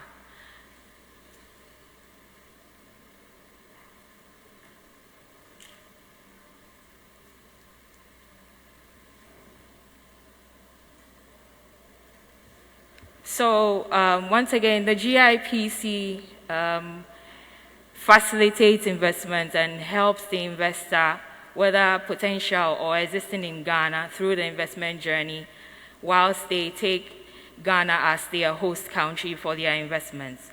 And we do this through our functions, namely providing investment advisory services, providing joint venture facilitation, where we kind of help with providing some of the partnerships that we have seen over the years through some of our programs that we embark on, namely the regional sensitization tours, where we gather a lot of the projects that we showcase to the foreign investors who show interest in some of these projects and business ideas in Ghana.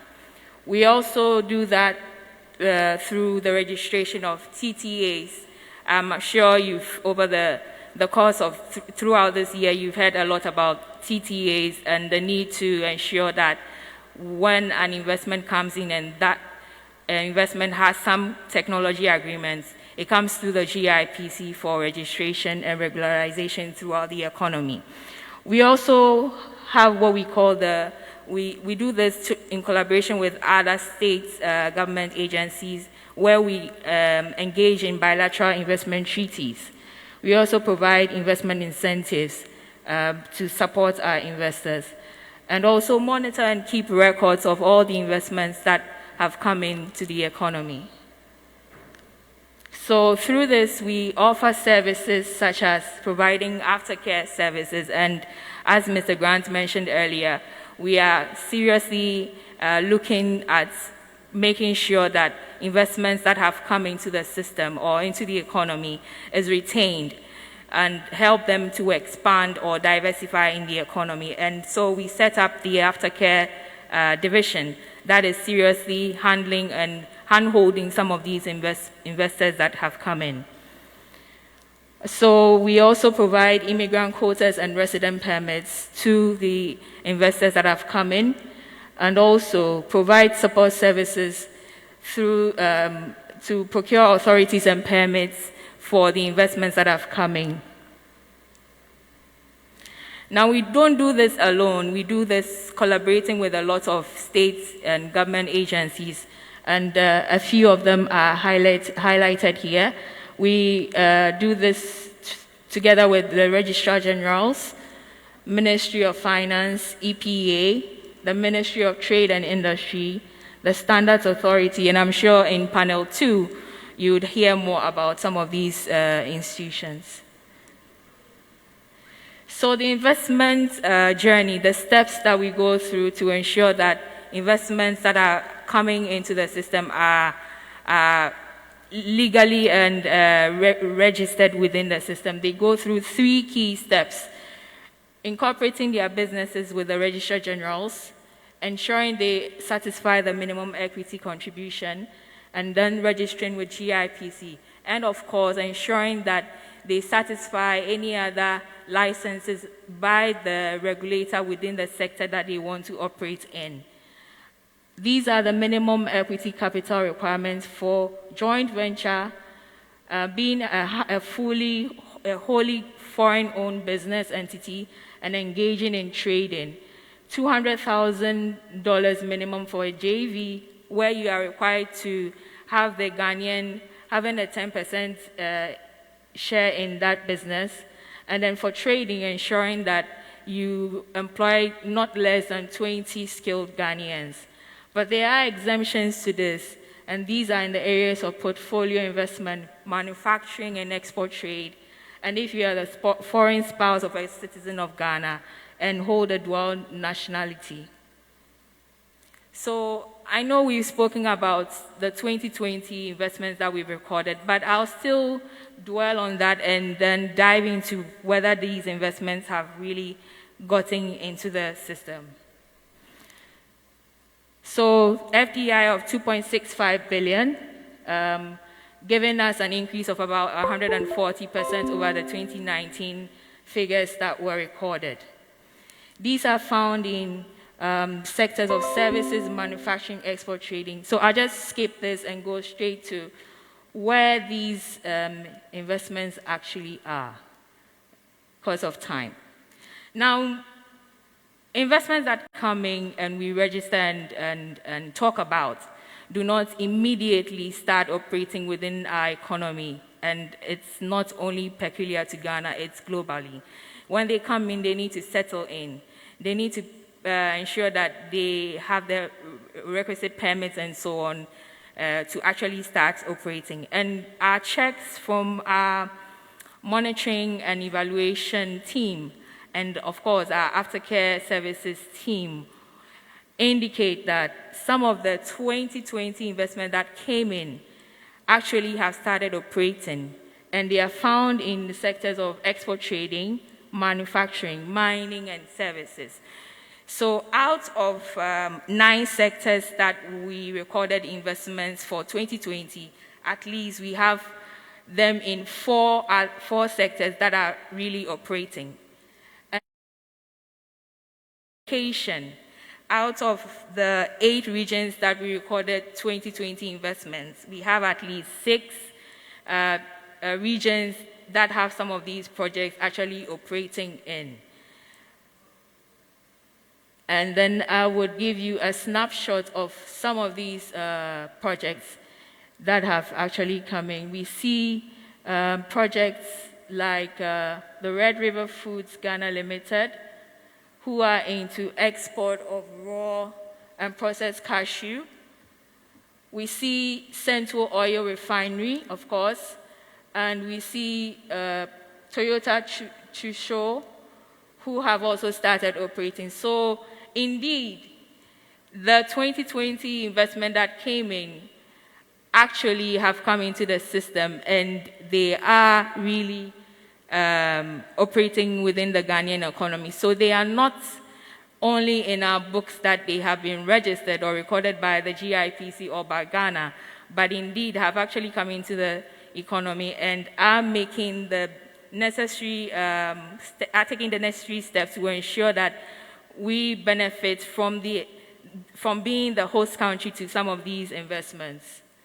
So I'll end by saying that indeed these investments exist and Ghana continues to serve as a conducive host country. GIPC, together with our collaborating bodies, support and facilitate their investment journey for them to become fully operational, expand and diversify for our mutual benefit. We also provide the needed aftercare services for their retention within the Ghanaian economy. Thank you for your attention.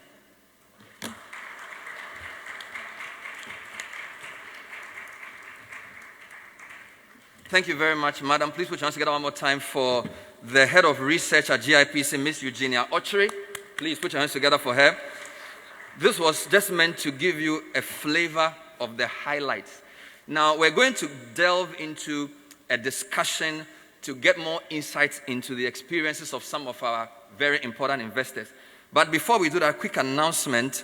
So, in order to facilitate the engagement with some of the key state industries, we have invited institutional reps to a green room to my left. That's just the first ballroom, after the ballroom.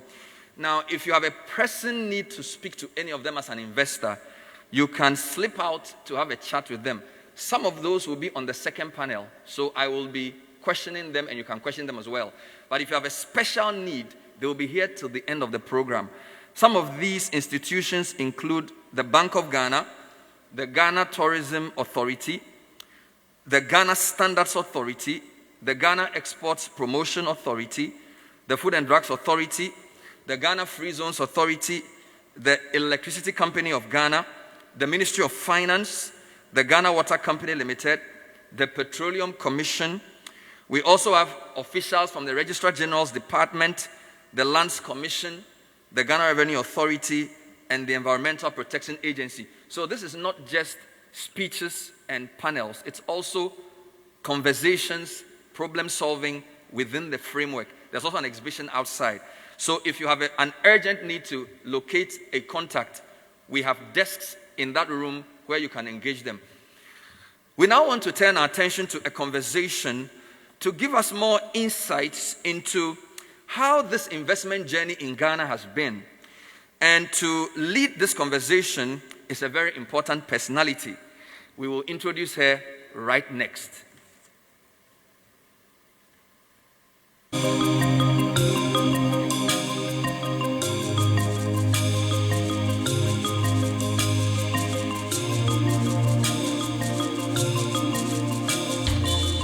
Honorable Abner Osei Asare, Honorable Abna Osei-Asare is the Deputy Financial Minister in charge of Revenue of the Republic of Ghana. She is currently serving her second term as Deputy Finance Minister, formerly in charge of budget between 2017 and 2020. Honorable Abna Osei-Asare is currently serving her third term as Member of Parliament for Etiwa East constituency of Ghana, having served the people of Etiwa East since the year 2013. Honorable Abna Osei-Asare is a chartered accountant by profession and also comes along with vast occupational experience from the banking and finance areas.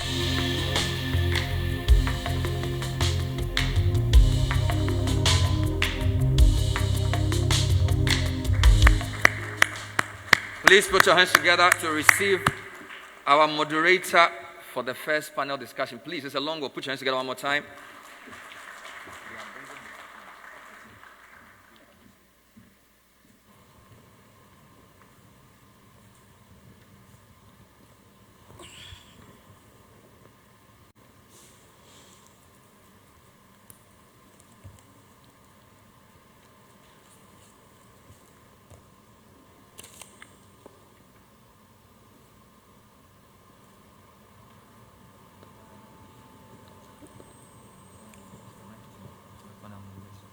Okay.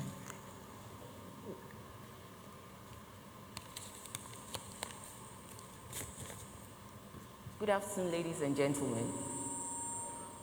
I just want to stand on the existing protocols and proceed from where we left off in the morning.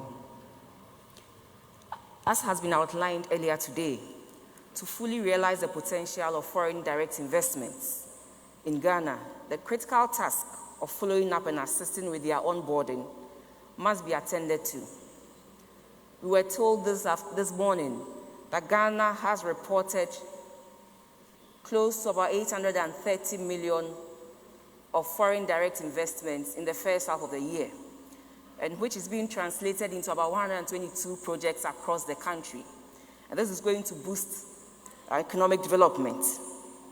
In 2022, we were also told of a fair share of an inbound investment of close to 2.6 billion. And that also created about 27,000 jobs. And it is for these reasons that we find it necessary to make time to engage with our investors. One, to give us an opportunity to appreciate our investors' impression of the process of onboarding with our current existing structures, and also to see what we can do to improve on these processes as we seek to attract more foreign direct investments to help us transform the economy post-COVID-19. So this afternoon I have very, very strong captains of industry to help us in this regard. First on the list is Mr. Raj Horitz, the Managing Director of Fabry Metal Ghana.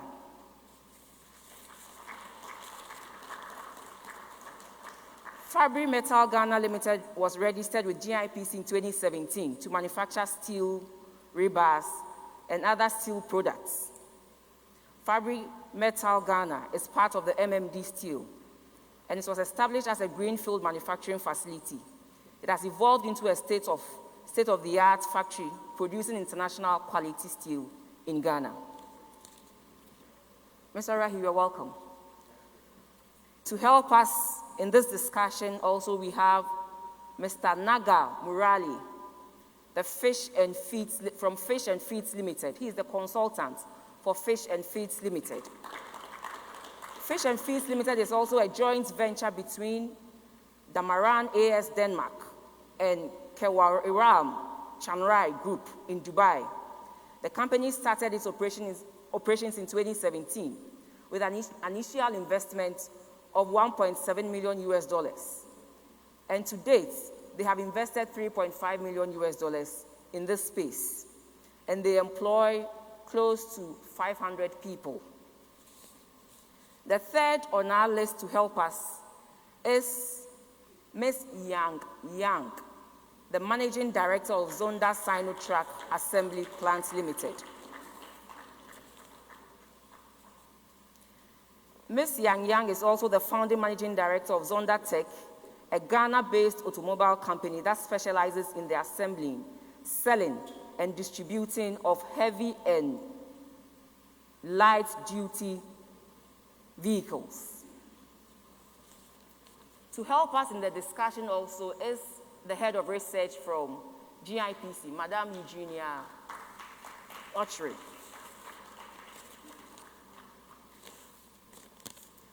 Panelists, you are welcome to this all-important discussion.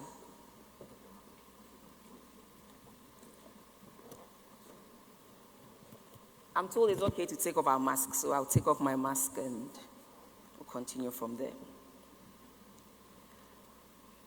One may ask, there are several destinations, but why Ghana? Mr. Rohi, maybe you can start with, why Ghana? There are several destinations, but why Ghana? Why did you choose to invest in Ghana? Thank you, Madam. Thanks for kickstarting the discussion in such an interesting manner. And a very good afternoon to ladies and gentlemen and honorable guests. To answer this question or to kickstart this discussion, I would give a bit of a brief that I have been in part of this continent for the last 21 years and have traveled to more than 25 African countries multiple times for business. Ghana is unique in its own ways. As an investor, and more so in our manufacturing sector, a large-scale manufacturing sector, steel industry, the first component and first box which any investor would like to tick would be the political stability. Ghana provides it in abundance with a very firm platform, base of stability and faith in democracy.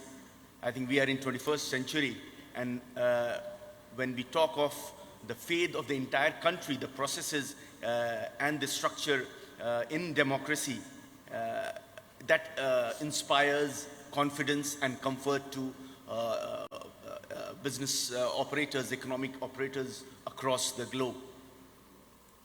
Secondly, I would say, for me, secondly would be definitely the structure of the economy. Ghana has been on the path of a liberalized economy, and that allows you to bring in your skills, your competencies, and operate on a level playing field. So I think that is a definite add-on or a competitive advantage, if we may call it, or a differentiator. The third thing for me would be, obviously we have dwelled on that, the geographical advantage which Ghana has inherently, but has leveraged it well to emerge as the hub of the region. So that really attracts a lot of players. We discuss and interact with players across the globe, and everybody feels that the emergence of Ghana in the last 2 decades plays an important role as a regional hub. And fourth, I would say, for me personally, after having traveled across the continent and making this as a home for last 8-9 years and getting into operations for last 5 years, has been the inherent warmth of the population. So that's pretty unique, but I think that attracts people.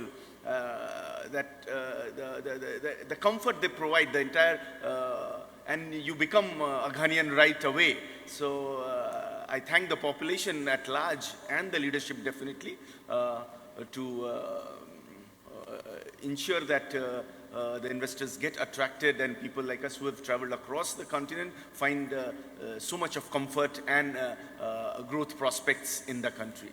Thank you. Thank you very much, Mr. Raj. Political stability, structure of the economy, the geographical advantage, and the warmth of our people. Mr.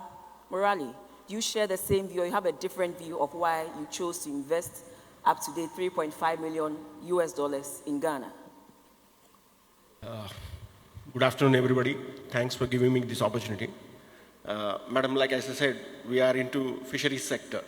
And for me, it is almost all 15 years in Africa, and this is my 13th year in Ghana.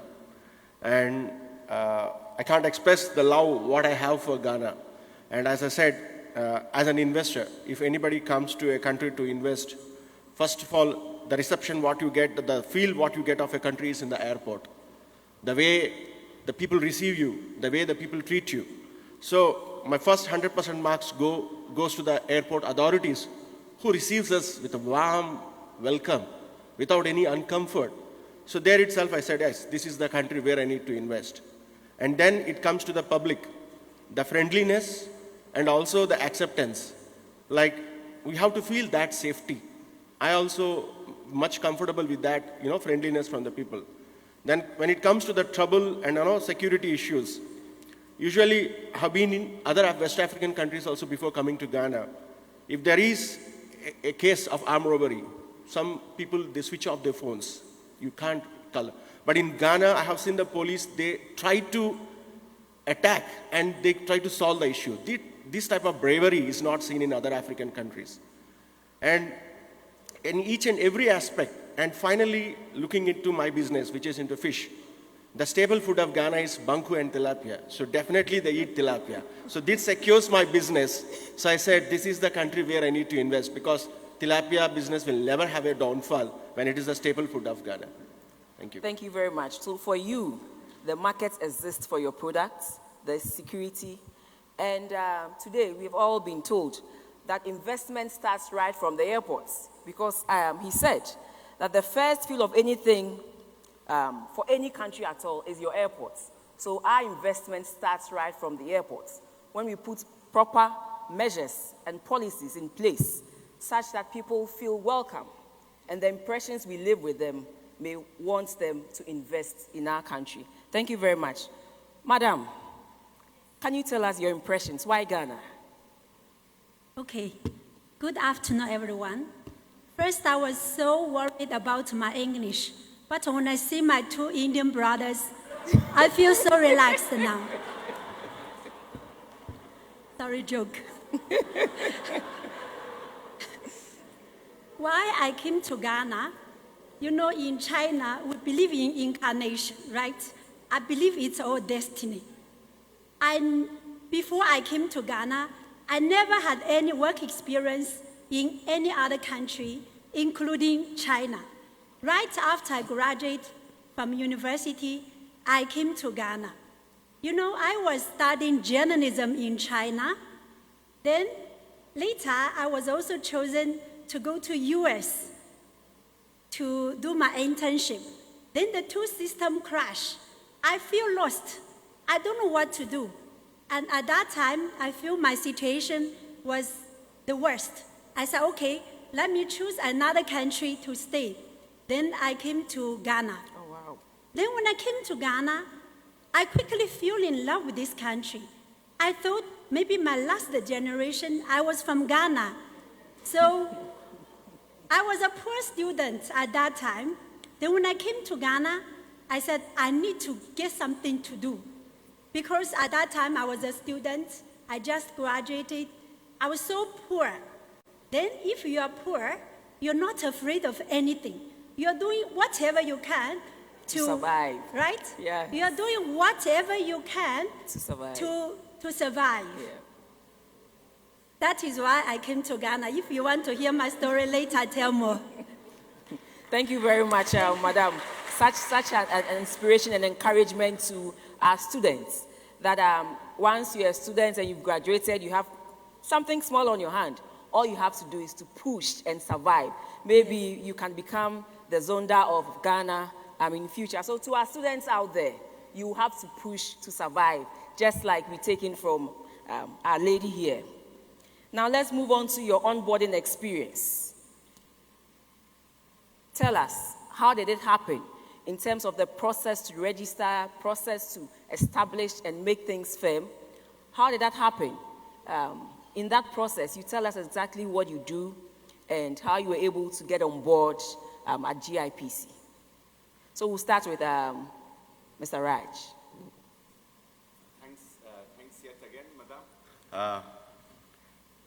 I think the first question is quite linked to my response. So, one of the reasons also, having seen the structures around the regulatory bodies and government agencies around the continent in different countries, one of the reasons why Ghana has been an attractive destination for us has been that it is quite a well-oiled machinery, if I may say. There is a structure which is there, which strives to create an enabling environment conducive for startups, so that index of ease of setting up and the entry barriers, which you will feel in a lot of our sub-Saharan economies, is a lot less here. I don't know whether this platform is the place to comparative numbers, but registering an organization in the first, when I was registered in first 5 years of this 2021, 2000, first 5 years of that decade, in some of the Central African economies, it took me a year to register an organization. Wow. But in Ghana, how long did it take you to go through the process? And when you come here, the process has been rather seamless. So that's once you have gone through such experiences, you definitely find this very exciting and ready to go. So lower entry barriers, very high ease of setting up the business. And one thing I would like to highlight it here, one experience definitely, a personal experience, that there is a willingness to go beyond your desk or your bureau or office and lend a helping hand to a new player. So I would just give an example that as a new steel manufacturing investor in 2017, we were talking to Free Zone Board and GIPC, but then we did not know how to go ahead and get the EPA. We never knew the EPA existed also as new investors. But then, and I've seen it in other economies, that's where the difference I would like to highlight, that in other economies, the guy would tell me that there is an office there, please go and talk to there, get that certificate, then we move to the next step. That will be a simple response across the regulatory agencies. But here the environment was such that the director called up the director there that we have an investor there, when can I set up a meeting with you? And then it was facilitated. So I would say that creating an enabling, conducive environment is a big yes, a big positive for our experiences. But again, as we were talking earlier in the morning, not to rest on our laurels, others are catching up too. So our experience was mainly of the first part of the century, but today we are in 2021, so others have really pulled up their socks. A lot of neighboring countries have pulled up their socks, and we really need to continue the baton, passing the baton to the new agencies and continue to do the good work on a more effective way. Yeah, thank you. Thank you. Thank you for that. He says that it's the enabling environment. Not just the enabling environment, but going the extra mile as well. And for Ghana, that's our trump card. We go the extra mile in helping in the onboarding process. Mr. Muriel, do you also feel, the same way about Mr. Raj's comments on the onboarding process? I have also similar experience like that. When I came to Ghana first time in 2008, and like Fish and Feeds is the 4th project which I'm doing in Ghana so far. And all the 4 companies or 4 projects whichever I did, all are GIPC registered. And as far as I remember, the first project is Triton Aquaculture Africa Limited. And I myself went to the Registrar General Office. I registered the company. I did not take any agent. It was very easy and very cooperative. And then I went to GIPC, and they assigned an employee by name Patrick. And very soon we became like brothers. Patrick and myself. And now Patrick is in Canada. He's not with GIPC. So, like either with EPA or Department of Fisheries, everybody welcomed me as a family member. I don't know, the love which I received from them, they owned me like a family person. Everywhere it was very easy for me. And if it is the Fish and Feeds project, I think within 3 months on ground, we got all the clearances and we started production also. Wow. So very fast. Within 45 days, EPA has cleared our project. And we got all the permits in less than 3 months. We started December 27 of 2017, and by March 1st, 2018, we are done with all. So that's the speed. I may be lucky enough, but I was never denied by any government agency, and I'm very much grateful for every government agency for clearing me so fast. Well, that's great, but I don't think it's luck, but it's the structure that have been put in place. And like Raj advised us, other countries are trying to catch up. So we will have to consolidate what we have now and make sure that we make the system robust and even produce results in less than the 3 months that you spoke about to encourage more investors to come in. Ms. Yang, tell us. Yes, your onboarding process. How did it go? We want to hear first-hand information from the investors themselves. Okay. You know, actually, I already told you I started from nothing. So at that time, I saw this opportunity. You know, Ghana, you need a lot of oil tankers. But if we're doing trading, we need to invest at that time $300,000. But I didn't have money. Then I went to GIPC to talk to them. The people inside, they're so helpful. They were telling me, okay, I was telling them my reality. I said, I'm so poor, but I have this idea. I want to bring the tankers to Ghana. Then they said, okay, now, why my company name is Zonda Tech? Tech means technology, IT, right? You can register like this. Please don't learn from me, okay? Then I started like investing only 50,000 cedis. Then when I bring the product, then I quickly use the document. I imported, like the tankers, the vehicles, to put up at the $300,000. So I'm encouraging, if you are a young starter, you don't have enough money, you can start small, then you go to talk to GIPC people. They will help you, because I feel in Ghana, I also travel to other West African countries. Ghana, if you are really investing, they welcome you. In GIPC, they have a group of people. Now they're still my friends. They will help you through every process. Then by doing that, I grew up to today. That's yes. Wonderful. So, yes. Let's give GIPC a hand of applause. But Miss Eugenia Autry, is this information out there? What Ms. Yang is sharing with us today, is it out there so that if some investors, local investors, are really interested in vying into any projects under GIPC, they can also come into contact with GIPC and start their investments. Can you throw more light on that one for us? Yes. So before I answer your question, I would like to contribute to some of the questions you put to them. Okay. So at the GIPC, we are happy to hear that you've had good experiences.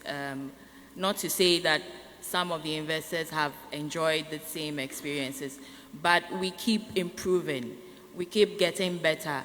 We keep facilitating to ensure that where there are challenges, they are handheld throughout the process and ensure that indeed their investments get settled in the economy.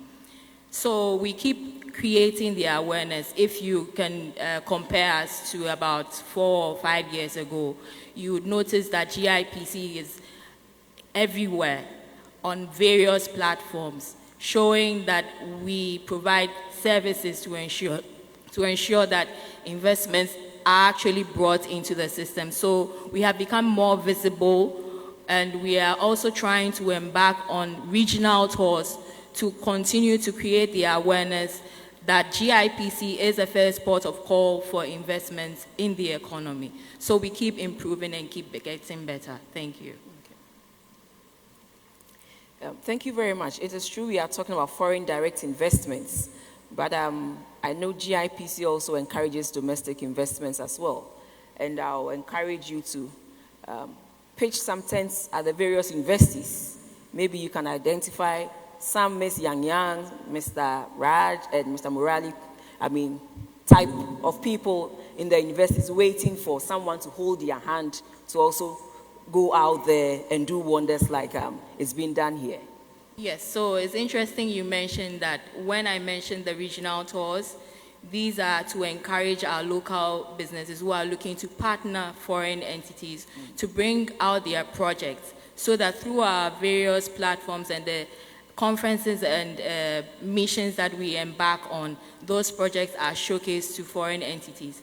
And on the angle of the university students, we recently were trying to engage some interested parties in the University of Ghana that have certain beneficial projects to the economy. So that is also something that we are really taking on board. Okay, that's good, and thank you for that. Yes, we have mentioned why we chose Ghana. We have looked at the processes, but we cannot sit here and behave as if there are no challenges. So we want to move into those challenges that you do experience to make things better, so that those out there will know that yes, there are challenges, but this is what we can also do to help reduce these challenges and transform all these into positive investments for Ghana. So I will start with Ms. Yang. Tell us of the challenges in this space. Okay. You know, I told you, I started business from scratch. I started my business in 2010. At that time, I was bringing heavy-duty vehicles, like the oil tankers, the tipper trucks, all this. Then, actually, in all along these years, I didn't feel too much challenge because, you know, I never worked in other country. But I feel that I'm a product of Ghana. Then, now, because when I was in the university, I was a journalist. I was really interested in industrial development.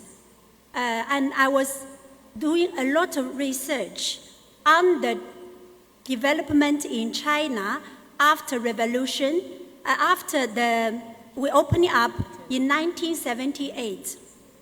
So after 1978, how China developed? Because the only reason is because of industrialization. Industrialization made China from an agricultural country to a giant country by now. So when I was doing trading for like 8 years, I think it is time for me to do the factories. Because, you know, to do trading, definitely, if the time is good, then it's good. You have up and down. But to do a factory, once the market, they recognize your product, then you can plan very well. Then I also like the factories because I studied the history.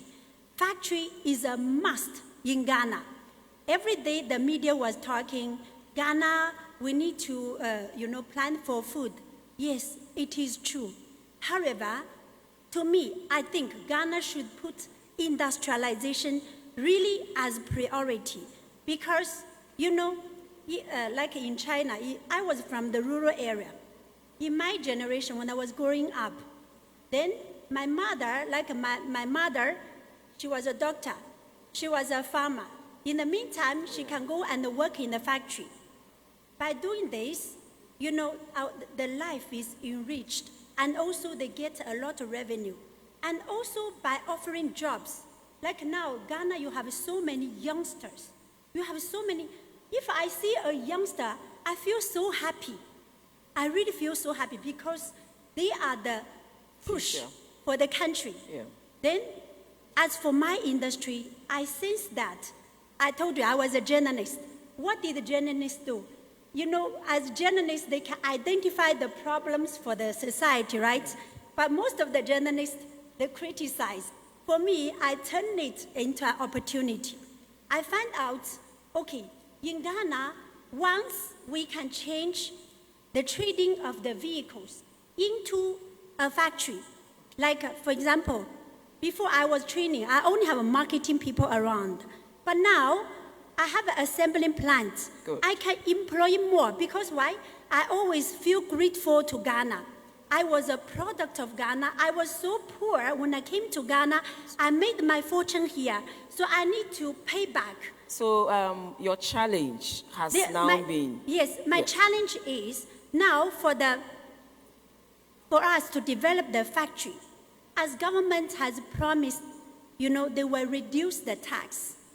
China, for the industrialization age, they lure the Western people to come to establish factory. They give them tax holidays, right? But in Ghana, now I'm still applying for it.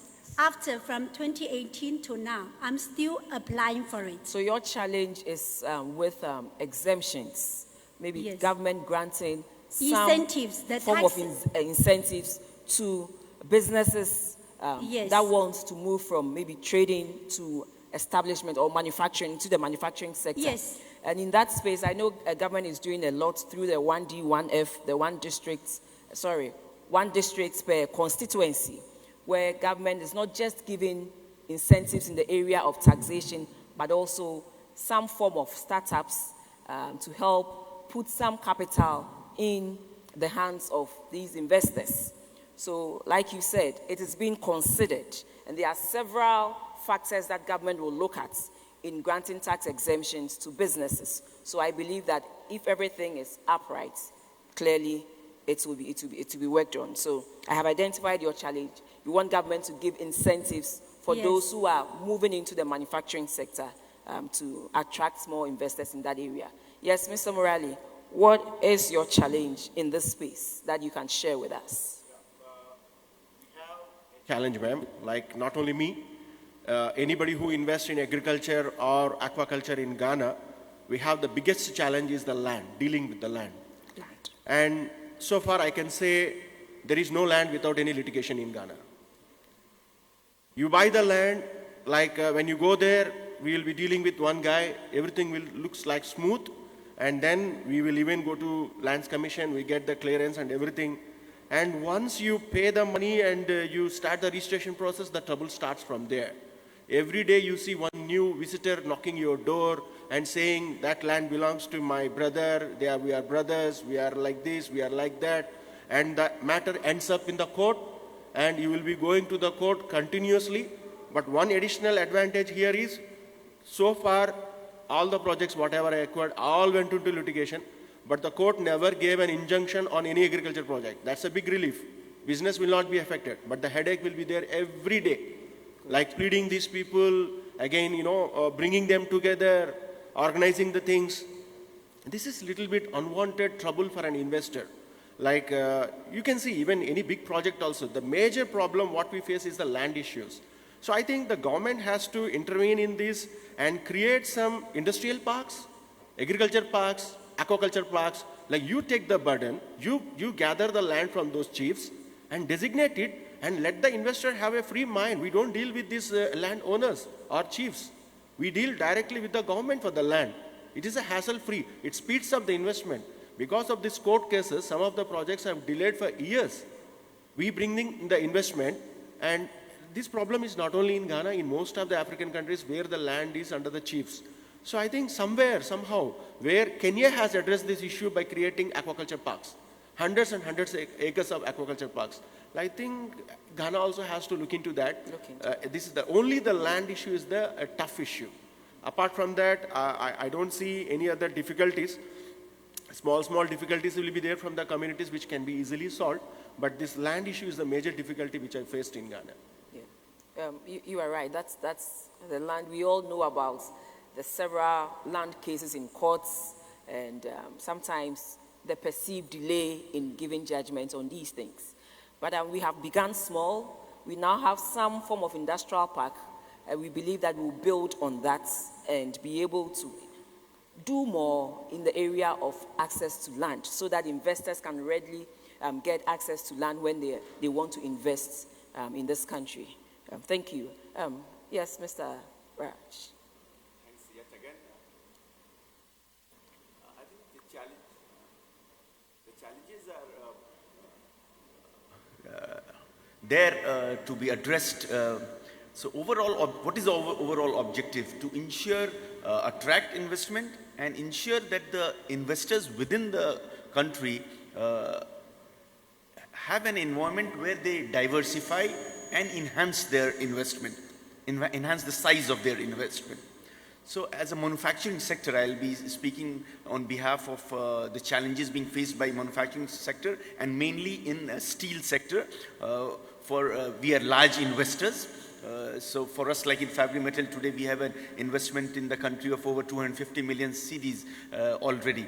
So the challenges, first and foremost, manufacturing, and I would agree with my fellow speakers when she was talking about manufacturing, there has to be a special incentive for manufacturing and large manufacturing industries. There has to be an added incentive. You have to protect, nurture, and make it flower and reach to a sizable level, because manufacturing ends up competing against the imports and products manufactured across the globe.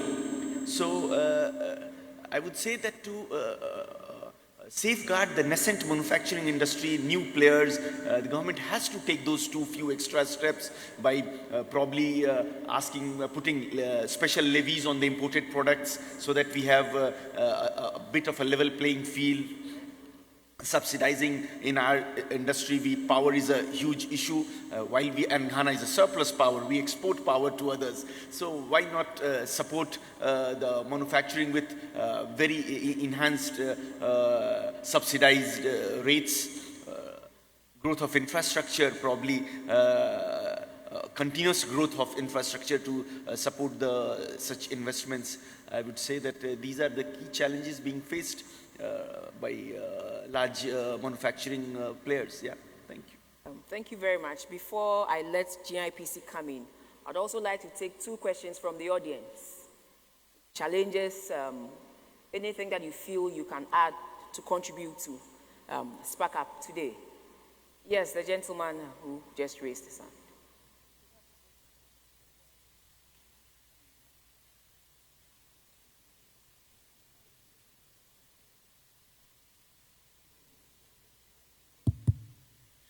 Thank you, moderator. My question goes to GIPC. Yeah. You made mention of your original tour, and I want to find out, does GIPC have offices in the rest of the 15 regions? If no, what mechanisms are you putting in place to make sure that every region will have a GIPC office? And do you involve metropolitan, municipal, and district assemblies into your programs?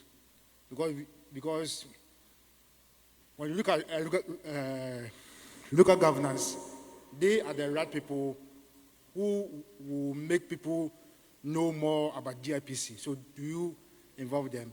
And then finally, I'm looking forward that one day your name will be changed from GIPC, that Investment Promotion Center, to Investment Authority. Because we know Food and Drug Authority was first Food and Drug Board. Ghana Standard Authority was first Ghana Standard Board. And I'm looking forward that you also change your name. Thank you very much. Thank you very much. I think the lady behind, and then you can come in. Just 4, because I was given permission to do 2. But I have 4 people raising their hands. So after these 4, I think we'll bring that to an end. Madam, please go ahead. My question is actually similar to this gentleman's here. We saw from the presentation that Yofi Grant gave that there's a preponderance of projects and factories in the greater Accra area. And we have so much land and places. If we want to stop people from coming down into the greater Accra area, you know, and an urban sprawl, mostly people are in shacks and kiosks trying to eke out a living, when we should really be putting factories and manufacturing and all of that into the hinterland, into the other regions of the country.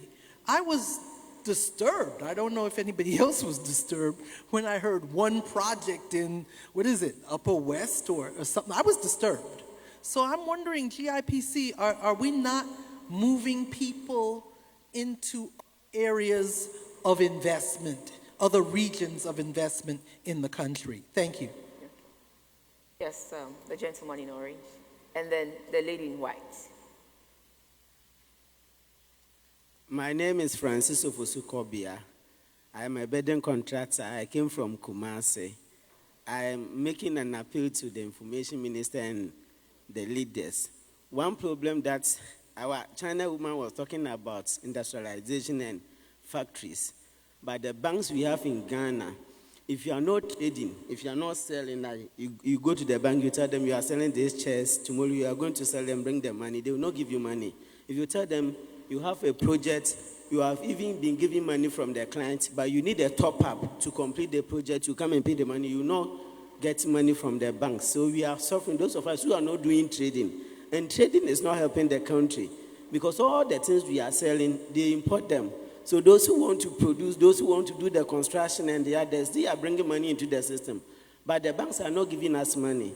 So I'm appealing to the leaders that if they can establish a bank, we have a great bank.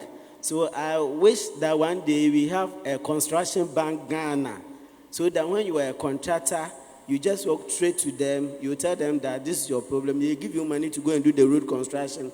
People have been giving road construction, school buildings, but they are not getting money to do. And nowadays, sometimes the government will say, start the project before you come for money. And where is the money? You go to the bank, they tell you, bring collateral. As at now, I have a project, but I don't have the money to utilize them. So that is one of my appeal. The second one is, I just love this program, but I believe I'm the only one who came from Kumasi and maybe few others from other regions. Most of the big programs which will bring investment in Ghana, they're all done in Accra here. So those in Kumasi, Cape Coast, Takra, they will never hear this thing. It's a friend who introduced it to me. He just sent me the link, and so it's just this morning that I registered. Unfortunately, my registration couldn't get to the system. So when I got to the registration people, they told me that your name is not there, so just write them for us. So I'm just appealing to the information minister that some of these programs, even if you want to do it here, then you do a second one in the other region so that you all benefit. The last one is that sometimes the government will give money to enterprises and business owners in Ghana. I am down there, so I am speaking from the down there. Those monies, they don't get to the down. When the president releases them, they hang in the air. Those of us who are in Kumasi and the other region, we don't get the monies. Always you hear in the news that, oh, the government has released these billions of dollars, but they are not getting that there. The people who get the money are not getting the money. So they are getting poorer and some are getting richer. So we need to balance the equation. Thank you. Thank you very much, our friend from Kumasi. Our lady in white. Madam, in white. Yes, you. Yes, you. Yes, you have to go there and speak. Yes. Good afternoon. My question is regards to businesses that are really not full impact businesses, but operating as social enterprises. I have set up a social enterprise group, but in terms of registration, there's not a specific registration for organizations that want to run as businesses but still have an impact on the people that we work with. Is there the possibility that GIPC can work together with the Registrar Generals in order to put together a specific registration that can cover social enterprise businesses such as mine? Thank you. Thank you very much. I think we said 4, but I see 3 more hands raised up. Minister for Information, with your permission, I see 3 more hands raised up. Okay, very quick, please. Go straight to the point. Yes,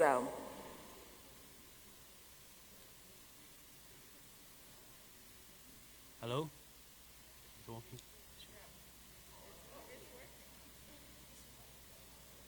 Good afternoon. Okay, I'm from Tiesta. Thank you so much for inviting our company to join the conference. And for some of the questions, I want to emphasize is that because from the GIPC's presentation, we can see that we target about 2 of the major. One is about agriculture, processing. Second is about manufacturing. So for the 2 areas, now we are target, because this 2 is very important. When we are talking about the industrial, which kind of source we can provide now in Ghana? I think the agriculture, we have a lot of land, we have the people. So it is a chance we can from the agriculture processing. And also the second, the manufacturing. That means we should produce made in Ghana here. So I'm very happy we get this information from GIPC. So secondly, when we are talking about the challenges, so you know from the FDI, yes, it's injecting for the financial to the country. But it is not only the foreign investor we can work here, because it needs the local partners. Why our local partners, now they don't have too much, especially for the investor, they don't have too much interest for agriculture. They don't have too much interest for manufacturing.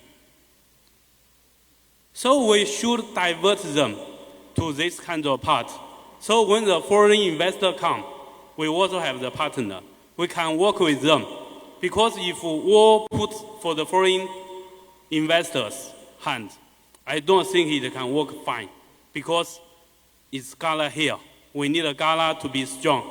We need a Ghana to get a power from yourself. So for the next generation, we can survive. That's all. Thank you. Yes. Yes, the gentleman in white and then the one in suit, and that will end this session for the other panel 2 discussion to also come up. Yeah, thank you very much for giving me this opportunity. My this one related is with the agriculture only. I'm from the aquaculture, fish and feeds, and the water challenges I have seen. Even the CEO, he was presenting this one. So what is the FDI? The agriculture sector, only one FDI was there last time. So why it is happening? That strategy we have to see why the people, local people or investors in FDI, they are not investing in the agriculture sector. What is those challenges? Why this problem is coming? We have plenty of land here, but nobody is ready to invest. Why?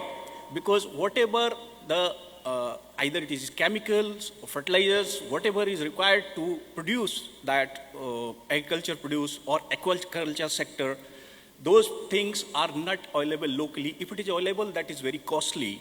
So need to exempt the duty on those items so our agriculture sector can come up. And most people, because suppose somebody is producing rice or maize, the per kg production cost is going more below that somebody can import from outside the country. That's why agricultural product, if you want to improve, we want to bring, and we have plenty land here in the Ghana, and nobody is touching those ones. People are afraid if we'll do, the cost of production will go, later on nobody will buy those products. So need to see the exemption on duty on the fertilizers, the chemicals, whatever other consumables used in the agriculture, aquaculture sector, those ones need to be taken care. Thank you. Yes, and the last person is a gentleman in suit, yes. Yes, thank you very much. I'm Godlavotu and I work with the UK Department for International Trade. Some data was given with regards to the FDI that was received in Ghana from the various countries. I wanted to find out if this information is disaggregated in terms of the specific organizations, and if that information is available, how do we access it? Thank you. Sorry, I didn't get the last bit of your question. I wanted to find out if the information with regards to the FDI from the various countries is available in a disaggregated form. I.e., for example, which organizations came in, how much investment they made, and what specific sectors. If that disaggregated form of the information is available. Those information are already available how through do we access GIPC. them? Yes, to GIPC. Yes, through GIPC. Yes. So, GIPC, would you like to answer those questions and then I'll round it up? Yes, I would attempt, and I'll start with the last one. Information on the various investments are available on request. So you can send in a request to the GIPC indicating what you actually need in terms of the years, countries, and so on. We would be able to provide that information. So I'd attempt the other questions, and most of them are around making sure that investments are spread across the country. Yes. And fortunately, we are currently embarking on the regional sensitization tour, which would hopefully start sometime in October. But before that, we are starting with the pre-sensitization tour, where our team is already in some parts of the regions, and they are interacting with the Regional Coordinating Council, the local authorities, to ensure that the awareness is created about the investment opportunities available, and also to ensure that projects within those regions and localities could be brought on board, profiled by the GIPC, such that they can be showcased or put on various platforms that we have partnerships with. So we have some partnerships that are going on with international bodies such as the UNIDO, where projects from various regions will be showcased to ensure that we don't only keep projects or register projects in Accra, but spread across the country. And with the support of government policies providing incentives across the regions, that would support some of these initiatives that the GIPC is embarking on. We have offices within the regions. Currently, we have offices in Tamale, Takoradi, and Kumasi, providing services to those zones within the regions. There are plans to ensure that these offices are cut across the various 16 regions or 15 regions that we currently have. About the Investment Authority, I think Mr. Grant is here. He may be able to, or he will be able to provide that direction on being an investment authority. Thank you. So on this note, I would also like to add a few to what GIPC said. Government is going to come out with a tax exemption policy where we will streamline some of these tax exemptions. So all will be very, very clear for all of us. In the areas where government feels through Parliament they should grant exemptions, government will do that. But the tax exemption bill is in the offing, and I hope that before the year ends, we should submit the tax exemptions bill to Parliament. And so that one, we will streamline all these areas of tax incentives that you have mentioned as well. But on this note, I think we have brought our discussion, this first panel discussion, to an end.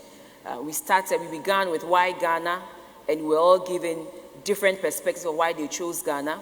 And then we also asked about their onboarding. They all also had experiences that confirmed that the ease of doing business is rising in Ghana, and things gradually are moving very fast. And finally, they all also talked about their challenges. We cannot sit here and say that there are no challenges. Yes, there are challenges, but we believe that as they tell us, it will shape policy and also guide us in the transformation agenda to boost our economy. So our panelists would like to say a very big thank you to you, GIPC, the Ministry of Education, and all of us here. Thank you very much. Together, we will make Ghana great and strong again. Thank you. Thank you very much. Please put your hands together for the Deputy Minister of Finance, the Honorable Abena Osei-Asare. A big thank you to our panelist, Raj Rohit, MD for Fabri Metal. Please keep clapping. They'll take a quick photograph. Ms. Yang Yang, CEO of Zonda Sinotrack. Mr. Naga Murali for Fish and Feeds Limited. And of course, Eugenia Ochre. We'll take a quick group photo. Information Minister, if you can join with CEO GIPC just quickly. As we get into the second panel, the final panel discussion is coming up. This is Spark Up 2021. And it's happening live from Kempinski. We are live on Facebook. If you're watching, please like the video and share. We're live on the GIPC Facebook page, as well as the Facebook page of the Ministry of Information. We're now moving straight into the second and final panel discussion. And I want to thank Honorable Abena again. If you retire from politics, I will hire you to work as a MC, moderator, presenter. So please put your hands together one more time for Honorable Abena Osei-Asare. So we're going to have two things. We want to put everything together. I noticed a lot of the questions being asked had to do with government agencies. Somebody buys land, he pays for the land. Before he knows it, 10 people say, the land belongs to me. Luckily, we've brought the agencies in question together for our final panel. But to give some structure to the discussion, I'm going to invite to give us an overview of investor challenges in Ghana, Ms. Aisha Bejwe. She's a partner at PwC and also with the American Chamber of Commerce. So she wears two hats this afternoon. Please put your hands together for Aisha Bejwe.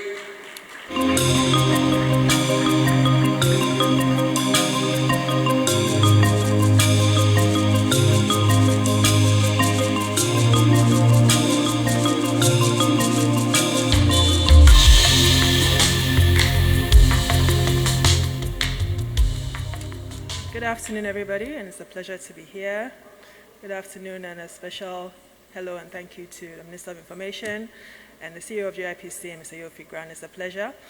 I'm happy to give these few brief comments, as Bernard mentioned, in my role as a partner at PwC, the head of tax, and also president of the American Chamber of Commerce. And so I'm going to start off by talking about trust. Recently, the Edelman Barometer did a survey in the world to establish the level of trust that individuals have in relation to government, organizations, businesses, NGOs, and journalists.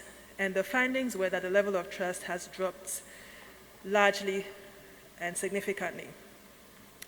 And especially in the world's two biggest economies, the US and China, the level of trust has dropped by 40% and 30% specifically. Now, a big contributing factor is the current pandemic, which has raised many latent issues to the surface. And so looking at that from a Ghanaian perspective, if large investor economies don't have trust in their own systems, their own government, businesses, NGOs, and so on, how can they have trust in us as an economy? So the onus is on us to work extra hard to prove that we are trustworthy, to prove that our systems work, and to create an enabling environment to attract the FDI that we want into the country and to help them to stay and have longevity in their businesses. So once again, there are some challenges that we have identified, like I said, from a PwC perspective and from an American Chamber of Commerce perspective.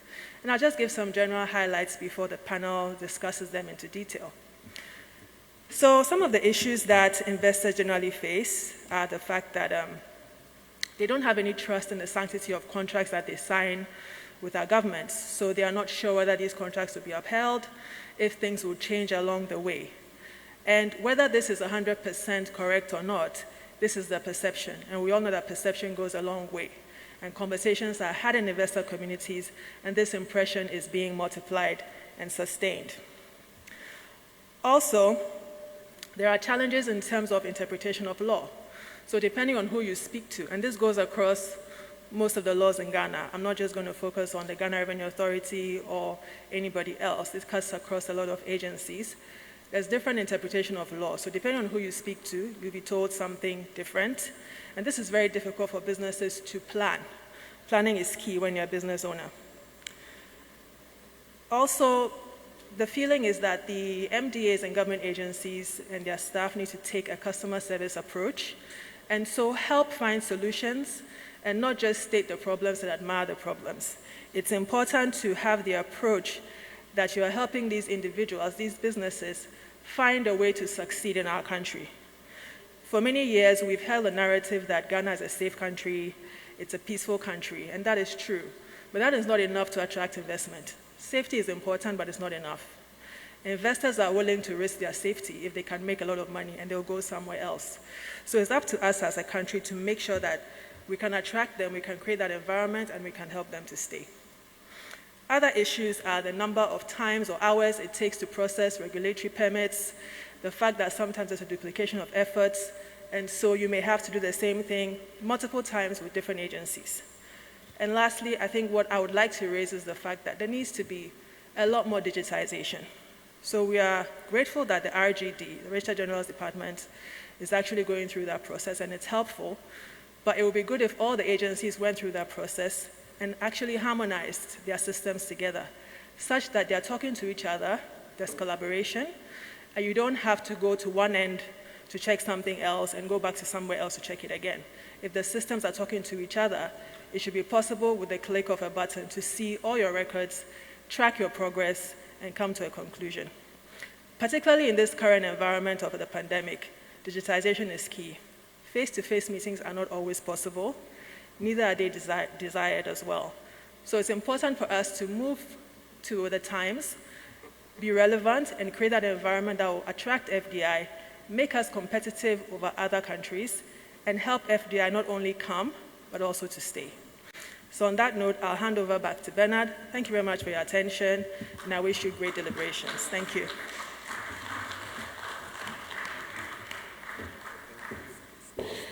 Testing mic 1, 2. Thank you very much. Aisha, please put your hands together for Aisha Bejue. We're jumping into the panel discussion, and I'd like to invite some key persons to join us.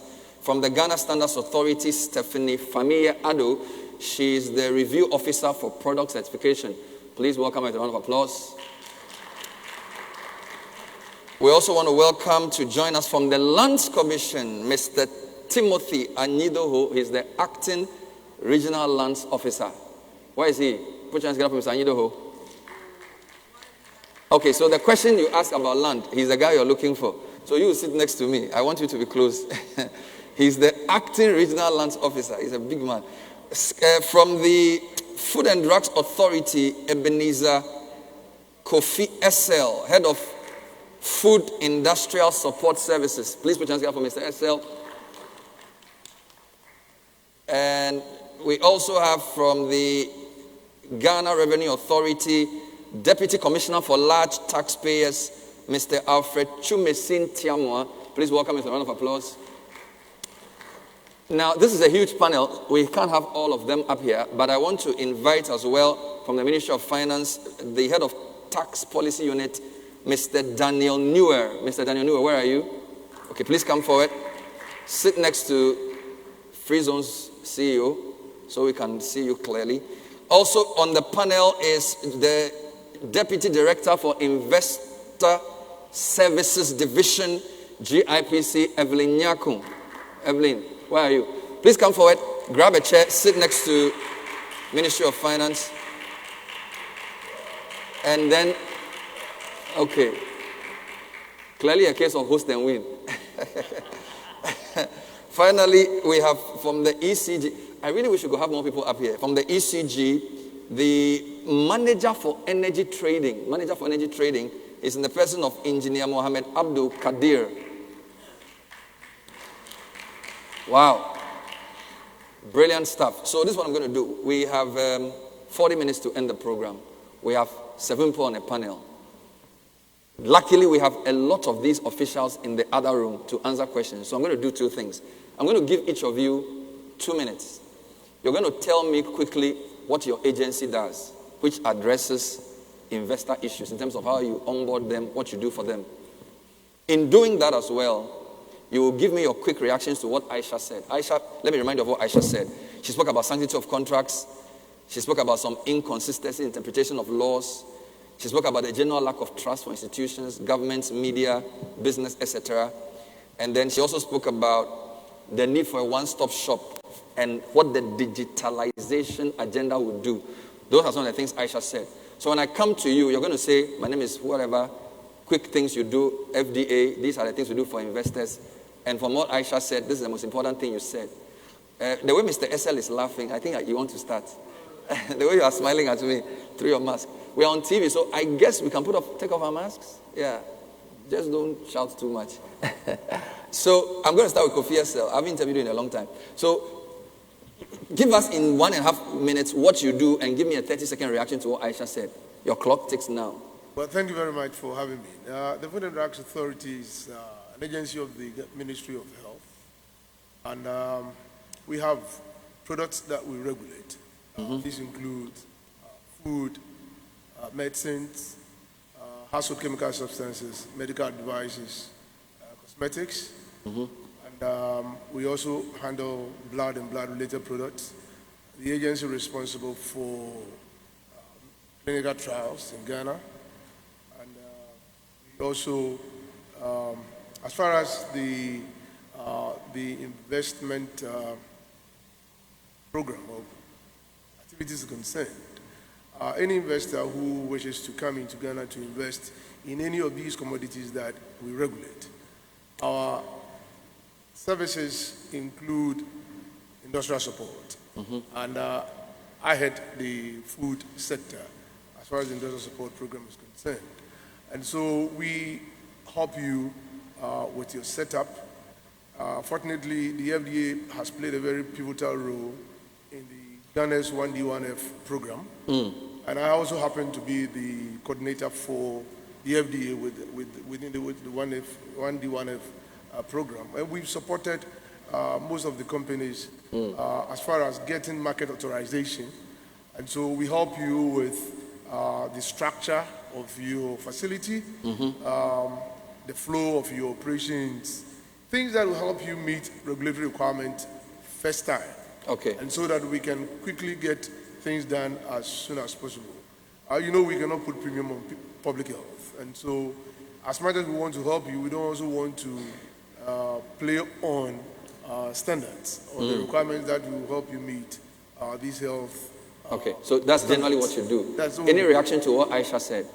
Well, in terms of digitization, we have already started something that light. And very soon, you can stay in your home, apply to get a product registered with the FDA.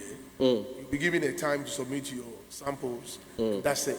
You'll be there, and then you'll also be given time to come and pick your certificates. Fantastic. And so we can cut down the number of time or number of days that you come to us. You have designated officers that you'll be assigned to, who you can call from time to time to find out about the status of the registration of your product. Timelines, yes, we're working on timelines so that we can also shorten the times, the days that you take to have your product registered. Okay. Trust, I think the FDA can be one of the institutions in Ghana. You are not supposed to address everything because of time. I just want you to give me which of the things you said is most relevant to your institution. This is a guide to the others. Yeah, so the digitalization is one of them. It's the big thing you're doing. Later on, I'll let you elaborate on it. Thank you. Yeah. Stephanie Famia Ado, Ghana Standards Authority, what does your authority do by way of services to investors, and your quick comments on what PwC's Aisha said? At Ghana Standards Authority, we provide services in standards development. We have a library that has a lot of standards. We develop standards for locally made products, imported products, and what have you.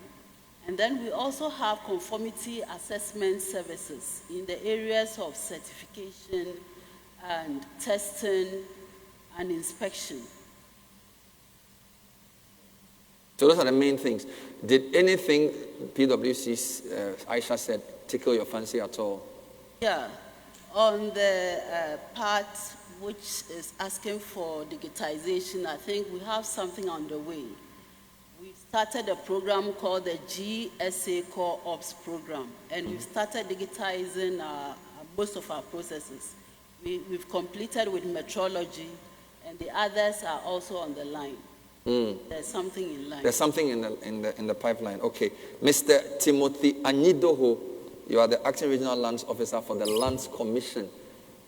We know what you do, but tell us again. So we, the principal agency in charge of land registration and land management in the country, creature of constitution, so we have many functions that we do. We advise government also on what to do in terms of land administration in this country. I want to hop straight, as you said, everybody knows what we do, to what Aisha said. Digitization is big for us. I think one of the few agencies the Vice President stepped foot in twice in 2 years to come and ensure that we are pushing this because of the importance of the land administration to investors. Under the doing business, we have collaborated with the Ministry of Trade, started an online service. So we, in terms of digitalization, have taken a big step forward. Now you can at least do your service of search online. We have an online, www.onlineserviceslc.gov.gh. That is one that serves the public. So now investors can, from their locations, once they have a site plan, be able to do a search and then give us, get the results emailed to them. That also ties into Aisha's issue of trust. So now they don't have to deal with a lot of middlemen, middlewomen. They can themselves do the search, get their results, and rely on that. So in short, that's the dipping which we've had with investors. The president swore in your board recently. Yes. And he wasn't very happy with you guys. Well, it was to do with public lands, and we've got our marching orders, and we'll work with it. You are lucky he's not here. He would have dealt with you. I want to deal with input before I come to output. So FDA, GSA, Lands Commission. Let me go to ECG, then I'll come to finance and GRA, because they have to work before they pay tax. So ECG, Mr. Engineer Mohammed Abdul Kadir. Yes, sir. Good afternoon, everybody. I am coming from Electricity Company of Ghana, the main electricity distribution company of the country. So any investor intending to set up from Kumasi coming down to Accra here will definitely have to deal with ECG. I am going to comment from the last session that was had. Manufacturer, I think Mr. Rohit, he actually indicated that Ghana already has excess supply. So I just want to assure all investors that we have enough energy and that anybody coming to set up, there will be enough energy to support their business. A quick comment on the what we are doing, a feedback on what Aisha said. When you come to digitization, ECG has done a lot. If you look at some of the avenues that we have now, applications can be done online, and then payments are done through these various digital platforms, and also for our industries, where what we call the special low tariff customers, SLT customers, we have given them access to their meters directly. So anywhere you are in the world, you are able to log on to the meter that you have. You have daily record of whatever you are consuming. So by the end of the month, you already have a fair idea what your bill is going to be. Thank you. Fantastic. Thank you very much, sir. So I have two people. One is the head of the tax policy unit of Ministry of Finance. I'll take your comment before I come to GRA. Okay. Good afternoon, everybody. I was there on the tax policy unit, not the whole of Ministry of Finance. Generally, our job is to formulate, monitor, and evaluate tax policy. And the other leg of it is to monitor international tax issues and how they apply to the country and how we can apply them on our side. On the issues that Aisha raised, I'll start with the clarity issue because I think it's important when it comes to tax. Taxation is a creation of law. And we've had this issue where sometimes we've brought practices into the law. And so at a point in time, you find there's a practice and doesn't agree with the law, and then you have to correct it. And that one sort of brings some form of, sometimes, yes, it creates some issues because then somebody's used to doing something and someone else comes and say that, no, the law sees this. It's a strict interpretation. You can't do it. And it creates issues. So those are some of the challenges. What we are looking at is trying to clarify the laws as much as possible for taxpayers so that these issues do not crop up. An example is the exemptions bill that was talked about recently, to make clear what tax incentives are there and the procedures for managing them, so that we have that kind of clarity as we go along. Another thing in terms of law is to ensure that the taxpayer has some level of comfort when dealing with the authorities. So there's the Independent Tax Appeals Board, which is for the benefit of the taxpayer. So that if the revenue authority does something they shouldn't do, then there's some recourse apart from the law costs where the person can go to and get some redress. So these are just a few of the things that are fantastic. So if there are questions about tax exemptions, the philosophy behind it is determined by you, the execution is determined by him. So if he has any problem, he should blame you. All right. So tell us what you do, sir. Mr. Chume Sintiamo, Deputy Commissioner for Large Taxpayers. Thank you. Thank you very much, Bernard. As the name goes, we collect revenue for the state. We collect revenue for the state, and that is our main core function. But when it comes to aiding investment into the country, we make sure that imports that are brought into the country, we make sure that they are cleared through customs. We also ensure that investors are given tax clearance certificates so that they can process their permits, resident permits, and other things. We are basically doing things that will ensure that Ghana government gets revenue to run the state. That is our main core function. But the comfort of the taxpayer is also at our it's dear to our hearts. Why am I saying this? We have recently introduced ICAMS. We introduced ICAMS last year. You know how it is benefiting the importers. The Domestic Tax Revenue Division has also introduced digitization in our processes, where now you don't have to come to our offices. You can sit in the comfort of your office and then transact business with us on the Ghana.gov platform. We have also come out with the GIPC, where you can also file your tax returns. We want to make things very easy for the taxpayer. Now, we don't want the interface between taxpayers and then our offices. So we are saying that just stay in the comfort of your homes, comfort of your offices, and do business with us. So basically, this is what we are doing. And when it comes to trust, these are some of the things that we are building to ensure that we obtain trust with the public or the tax-paying public. We have, because of the interface that we have with taxpayers, we are now saying that don't come to the office, don't go to the port, just use through the ICAMS and then the Ghana.gov, do your transactions with us, don't come to our offices so that you come and see our offices and then you go through a lot of inconveniences. We want things to be better for all of us. We also ensure that now we have linked the thing with the Ghana card. So if you have Ghana card individually, you are tax registered. We know that you are in our database. But when it is an enterprise or a company, then you have to go to Registered General Department, where we have our officers there. They will assist you to register your company.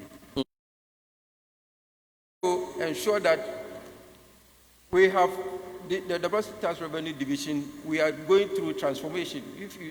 Initially, we had segmentations through turnovers. But now we want the taxpayer to feel the tax office to be very close to the taxpayer. So we have gone all the way to do jurisdictional segregation. So we have taxpayer service centers instead of the old one that we have MTOs and the small taxpayer offices. Now we are very close to the taxpayer. We want. But who told you that the taxpayer wants you to be close to him? But have we told you we want to? Did we tell you we miss you? That you want to be close to us? We want to be closer to you so that You don't feel worry coming to We our don't want to see you. We want you to be far away. We want to be closer to you. We are all partners in development. Okay. We treat you as kings and queens because we know that without you...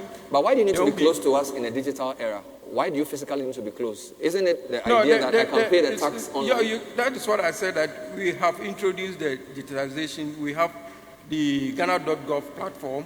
We have the GIPC, we have the ICAMS. You can just sit in the comfort of your home and do business with us. Okay. But there are some times you have to come to the office. Okay. If that be the case, we are so close to you that you can come and then do business with us. I'll pause it here. My final question is to GIPC. This is to Evelyn. You are the Deputy Director of Investor Services. I won't let you comment on the presentation. GIPC has been speaking throughout. I want you to answer a direct question. On 16 July, there's a story on your website. The CEO of GIPC, Mr. Yofi Grant, has said his vision is to promote the GIPC as a strategic partner in Ghana's development drive. Towards this effort, the agency will be rebranded as a one-stop shop for investors. Is that happening as we speak? Mrs. Evelyn Nyako. Thank you, Bernard. So we are in the process. So I'm going to comment on Aisha's collaboration with agencies, and that leads us to the one-stop shop issue. So this year, what we did in March and April was to engage government agencies, and we called it Interagency Dialogue Series. And in that series, we have engaged about 10 agencies already to understand their processes, their requirements, share information on investments, and the need to facilitate investment. And out of that, we have gathered a lot of information of which we are going to use to ensure the one-stop shop works for us. And it is the main reason why we have also created a breakout section right now for agencies to be there to address issues. So we are working towards that. Yofi, you said this in July 2020. That's 16th July. Today is something September 2021. So please give him a mic. I want to hear his voice. Yofi Grant. Because from the questions I heard, it appears people are frustrated with having to do with multiple agencies. One-stop shop is a brilliant idea. Can you flesh out a bit of what Evelyn said? Yes, Evelyn is very right. We are still in the process. As you know, there are about, if you count the totality of MDAs, you are probably talking about over 200 institutions, of which investors in various sections may come across maybe 50 or 20, etc. So first of all, finding a way to integrate all those services to one is a major Herculean task, but it's not impossible. It's not impossible. It is very possible, and also it's important to first get the agencies to understand what we are trying to do. So we've done the interagency meetings, and my very good friend here who's in charge of tax has been to about 3 or 4. He's also sitting with us whilst we are looking at the reforms in GIPC. So we seek his advice and get those things done. But I can assure you it's a very important development right in front of the president's plate, and he's going to do it. Technology is going to be a major platform for it, and as you know, there's the government.com, gov.com platform, which in itself seeks to do a major part of that, bring every payment platform onto one rail. Once we do that, it's easier then to take out of that and make sure that we put them there. Already, Ghana Export Promotion Center have opened a facility where they have some of the agents sitting there. Our initial development plan was to actually have some of the officers sit at GIPC itself to deal with those ones. But we think technology would solve it better than they have the actual physical things. So we are working on it. It's work in progress. And we hope that within the next year or year and a half, we'll truly have a true in nature one-stop. All right. Thank you. There's a question from Rakesh Wahi, co-founder, Lancaster University. He invested $10 million in Ghana's educational sector. His question is to GIPC, but I suspect Finance Ministry can also address it. We need help for VAT exemptions as an education institution. We pay VAT for all our vendors, but we can't charge students VAT. This is a big issue for all private universities. How can this be addressed? Who's answering? So Maybe let policy tax from finance ministry and then GIPC will add. So Mr. Nue, VAT on educational materials affecting universities. There are some exemptions on some educational materials. And I think I get where the problem is coming from. Because there's no output VAT on education, because there's no VAT on education, they cannot claim the VAT in terms of input that they are charged. And so it becomes a cost. Basically, that's the general. And it's quite a dicey issue in the sense that there are several factors things that it throws out. Is it making education more expensive in terms of that? And let's know that it cuts across all educational institutions. It's not just anything. So when you are looking at exemptions, then you need to look at that aspect of it. Because if we want, the reverse will be put a VAT on education, on school fees and other things, in order that the person can claim the VAT, which means school fees will go up. But do we want school fees to go up? That's the question that we need to. So there's a policy question that needs more than just the simple way we are looking at it. Fantastic. Yes. Yofi, education is one of the big places Ghana is competitive. There are lots of Francophone people coming here. East Legon is an educational enclave. Would you recommend that inputs for education be made VAT-free so that school fees will not be too expensive? Well, it's a consideration. I dare say it is definitely a consideration. But you need to balance it in a way because the state is also looking for money. And the fact that you want education to grow then doesn't mean that you should remove all taxes. As Yang said in the previous panel, I mean, every country comes up with a strategy to grow a certain sector of the economy. And I remember, she's right, I remember reading through the history of reform in China. There was a time when foreign businesses did not pay taxes, but locals paid taxes. They created enclaves like Shenzhen, Guangzhou, Shanghai, where if you were a foreigner, you could come and put your business in there, and you didn't pay taxes. I mean, some of them got the lands free. I'll throw this back to you. Do you think this is ever possible in Ghana? It depends on what kind of business it is. That would agree that, okay, foreign businesses that come should not pay tax, but local people should pay tax. It's a difficult discussion. But then again, for example, if someone is assembling cars for you and is training your people in 10 years to become knowledgeable in that sector, if you will give them a tax exemption, we will understand it. But if somebody is importing sugar, you can't say they shouldn't pay tax. So it depends. Yes, I agree. But that's what I'm saying. We are talking with the frame of the investor investing in productive sectors, manufacturing, etc. But there are some times when some of these reforms are difficult in the political economy. I mean, without a doubt. But if you look at the real economy, they are probably necessary, depending on where you are as a country. And there are certain loss leaders. For example, I mean, I have had great issue with some of these incentives. There are times when you think that it's important that all inputs into the medical sector or health sector should be tax-free. Others disagree because health is important. Some are saying in the COVID area, you can make it tax-free. All right. And certain sectors. Thank you. We'll take one last round of questions before you consolidate the answer. So if there are any questions, please, let's walk to the mic. I understand there's a person on the Zoom feed with a question as well. So please come to the mic. If you ask a question in the first segment, please spare for the other group to ask. So please come forward, mention your name, specific question to whoever. In the meantime, let me know if the Zoom guy is on so I pick his question as well. So gentlemen, you are the first. Thank you.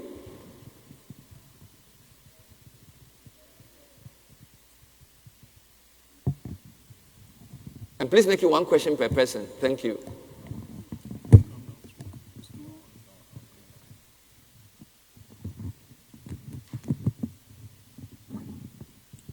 Yes, sir. Okay. My name is Abdul Jalil Ayuba. I'm representing Clubhouse Ghana Limited, a company operating in the real estate space. Abdul, we can't hear you. Please speak up. All right, thank you. Yes, I'm representing Clubhouse Ghana Limited, a company operating in the real estate space. My question is to Ministry of Finance and then GRA. Okay. And it has to do with tax. So there's this section or clause in the Tax Act about debt equity ratio of 3:1. 3 for debt, 1 for equity. It creates problem for the investor because if you ask the investors, many of them bring in the inflows from loans in their country because here is cost of capital or borrowing cost is very high. So if the investor brings in, let's say, 100 million or whatever that we are looking for, and all we could do through our laws is to tell the investor that, look, you have exceeded this ratio, and for that matter, interest charge on these loans are disallowed. I think the government need to do something. The GIPC need to push something on this. Okay. The second point. No, it's okay. No, it's just a follow-up. Okay. So there's also something the GRA is pushing through our truths as investors, that from October or so, expenses procured from from entities that are not registered with VAT will be disallowed for tax purposes. And I mean, this is what's the name? A stab in the back of other government agencies like the Ministry of Trade, which is trying to raise SMEs. We procure services and goods from SMEs, people dealing in, let's say, Tiro, artisans, etc., to fix our properties. I'm in the real estate sector. So if I can procure these services from the SMEs and the GRA comes in to say that, look, because we didn't procure them from VAT-registered entities, we are disallowing them, then I think there's something wrong. All right, thank you. That has to be fixed. So I think the question is, the answer, you know who to address. Thank you. Yeah. Thank you very much. My name is Michael Elon. I'm from Dishrak Company Limited. We operate in the FMG space. My question is to the FDA and then the Ghana Standards Authority. Okay. One of the key parameters that was mentioned for attracting investors to Ghana is the access to the over 370 million market in the West Africa sub-region. Based on that, I want to know if our form of authorization, that's both FDA and then the Ghana standards, has any liaison between Ghana and some of the West African sub-region countries that trade can easily be transmitted to. Specifically, for example, if we have our products being certified here by FDA and then standards boards here in Ghana, I want to export those same products to, let's say, Nigeria, Benin, or Togo. Is there any facilitation by FDA with, let's say, NAFDAC in Nigeria or other authorization agencies in those West African countries that could help in the transition period? And Thank you. That's a great question. Thank you, so Michael. much. Next question, please. Thank you. My name is Peter Odom. I have a small charity organization, Panafa Foundation, to mitigate unemployment. My first question. No, you have one question, so you don't have a first. Please, it's very important. No, everybody's so question is important. We don't have time. You're even wasting time. Please be fast. So ECG, I believe, have capacity to delve into solar energy as well, apart from hydro. I want to know, because of the power outages going on, if they can as well have the solar, invest into solar energy to supplement the one they have, to keep our industries running. Thank you for your question. Please kindly allow me for the next one. To the Ministry of Finance, we have very small minimum wages, and it's making it difficult for people to live decent lives. For instance, looking at our housing system, where we have so much slums, all over the country, even within the capital city. I believe this is somehow a challenge even to our investment, FDI promotion, because if the housing system is not in place, there is no sanity. So what's the tourism and all other sectors are also affected. So what are they doing? People are not able to afford decent homes. What are they doing to raise the minimum wages? To Ministry of Finance. Yes, to uplift, people to live a good life, decent lives. All right, thank you. Homes are built and people cannot afford. So Thank you, investors in the housing sector cannot even operate. As this forum is your, going your question on, is clear. Thank you. There isn't much information as to who is investing in the housing sector. Sorry for that. No, I understand the question. I think it's clear. Thank you. So, final answer. Thank you. Okay, thank you, Bernard. My name is Ben Akamensa, Guarantee Trust Bank.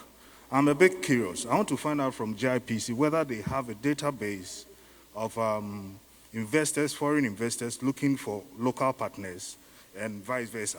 I want to find out. Fantastic. So we'll end it here. 4 big questions. Thank you. FDA, do that one quickly. GSA standardization.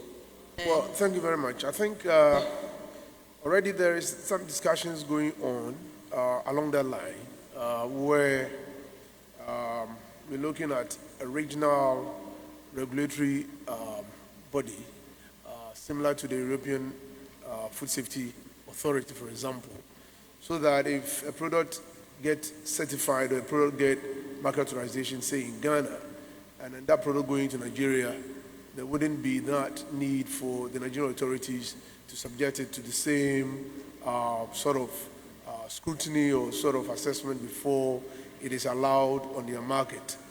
Currently, that has not been done with yet. So we're still going through that challenge.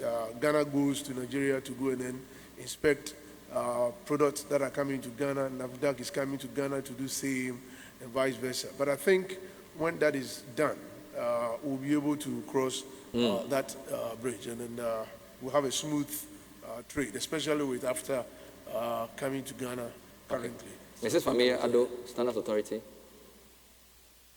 Of having products certified in Ghana and then getting it certified again in another country.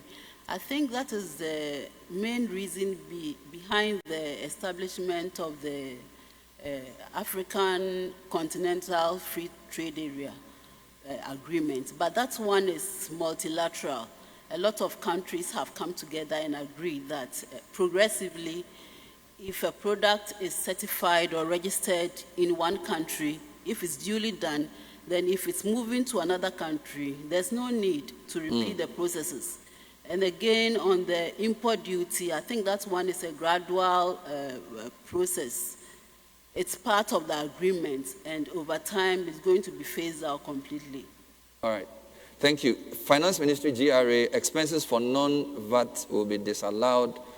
Tax debt equity ratio 3:1 is a hindrance. Which of you or him? You answer, but before he answers that question, I just wanted to throw more light on the VAT on education. All right. It is not that the VAT you pay on education or the materials that you use in running your school has gone down the drain. You use it as a cost. So in effect, it goes into your accounts, and at the end of the year, it reduces your profit margin. And when your profit margin is reduced, it affects the tax that you pay at the end of the period. The only thing is that because education itself is exempt under the law, you cannot claim the input that you pay. Therefore, the law says that if that happens, you should include it in your cost, and then you put it in your account, and then at the end of the year, your profit is reduced, and you pay less tax than you should have paid. That is. What about the second question about expenses for non-VAT people will be disallowed? I think they buy inputs or something.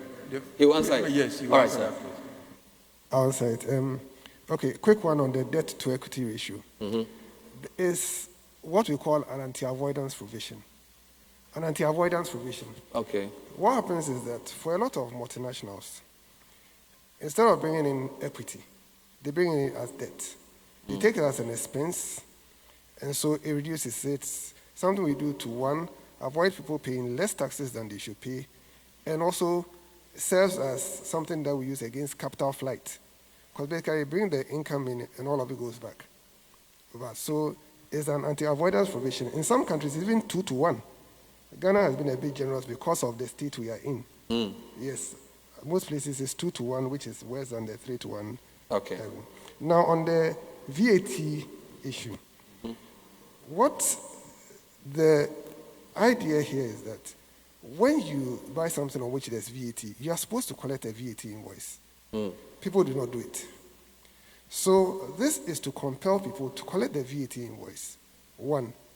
And the Commissioner General must also assure himself that what you are presenting as a receipt, as proof of payment, is a document that is valid. What better document than the VAT invoice, which he gives you? And so that is where the background for that one. And the final one on that, our VAT gap is about 40% of VAT revenue. All right. It means that we are collecting just 60%. So there's a need to generate those funds for national development. I think it's as simple as that. Somebody asked why people's incomes are so low, they can't afford houses. What are you doing to help them? That one, coming from taxi, will be very difficult for me to answer. It's not your question? Yes, not my question. Okay. There's a tripartite committee. Is There's Labour... a tripartite committee that works on that one. Okay, Labour tripartite and ministry, yes, they work on that. So. Okay. Let's come to ECG. Engineer Abdul. Somebody's asking about ECG solar system, cheaper. Okay, thank you. I want to start by saying that in Ghana, we have unbundled the sector, such that we have those who generate, we have a transmission company, and we have a distribution company. ECG, we do distribution. So we engage generators to generate for us, grid could transmit it, and then we do the distribution. And I can tell him that already, we already have solar plants that are generating into the grid, complementing whatever we get from the hydro that was mentioned, and then the thermal plants that are fired by natural gas. And there are also plans to deepen the, the generation from renewable energy, particularly solar energy. And currently there are discussions going on to ensure that we have more renewables in the generation mix. Thank you. Thank you very much indeed. I'm surprised nobody asked about lands. It shows that what? It's either they are tired or things have improved. Your mic is off. Something is wrong.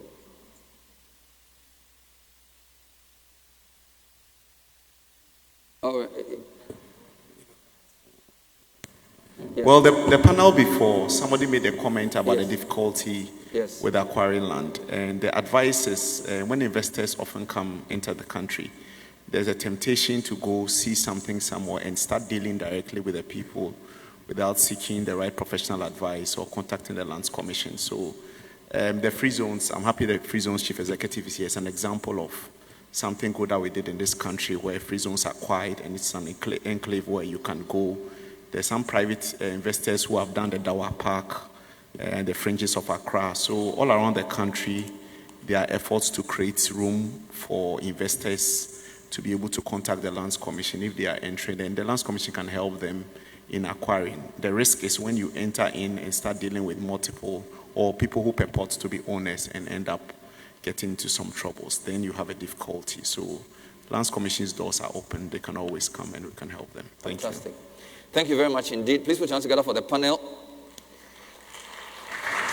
Quick announcement before the closing remarks by Information Minister. So we've given lunch coupons. So kindly pick your lunch packs on your way out. The exhibition will still be out throughout. You can take some time to visit the stands. We have put a document in your packs which include QR codes for your feedback. It will help us make the program better. So kindly take that document out. Use your phone or QR code scanner to just access the questionnaire, a few questions, so we know how to make this program better. Finally, we have about 15 agencies in the rooms outside. When you go out, you turn left. They are waiting to meet you. We understand not all questions can be asked here. They are waiting to engage you. Whilst we do that, let's receive Information Minister Kojo Oppong-Nkrumah to bring us the closing remarks whilst we resume our seats. Thank you. Ladies and gentlemen, I want to ask that we give ourselves a very big round of applause for all the work that has been done here today. This is truly remarkable. First, I want to say a big thank you to the Ghana Investment Promotion Center, led by my good friend, Mr. Grant, and the entire team, Dufi, Ifua, the entire team. I want to thank the Ministry of Information team that has been working to produce this event. Ministry of Trade and Industry, Ministry of Finance, Ministry of Foreign Affairs, we thank you all. A few quick comments I'd like to make as we wrap up. There are many engagements that the GIPC seeks to do. This is critically focused on investor onboarding, because it's one thing registering the numbers, it's another thing onboarding. And I think it's been very interesting hearing the experiences, the challenges, and even some of the solutions that are coming up. And our expectation is that as we do this annually and continue to iterate, we will make it easier for investor onboarding within the Ghanaian jurisdiction. I think one of the lessons that is coming up is that for the agencies, the facilitator agencies, it will help if you have, beyond your normal operations, if you have some attention dedicated to investors, and particularly to FDIs, since they constitute a huge number.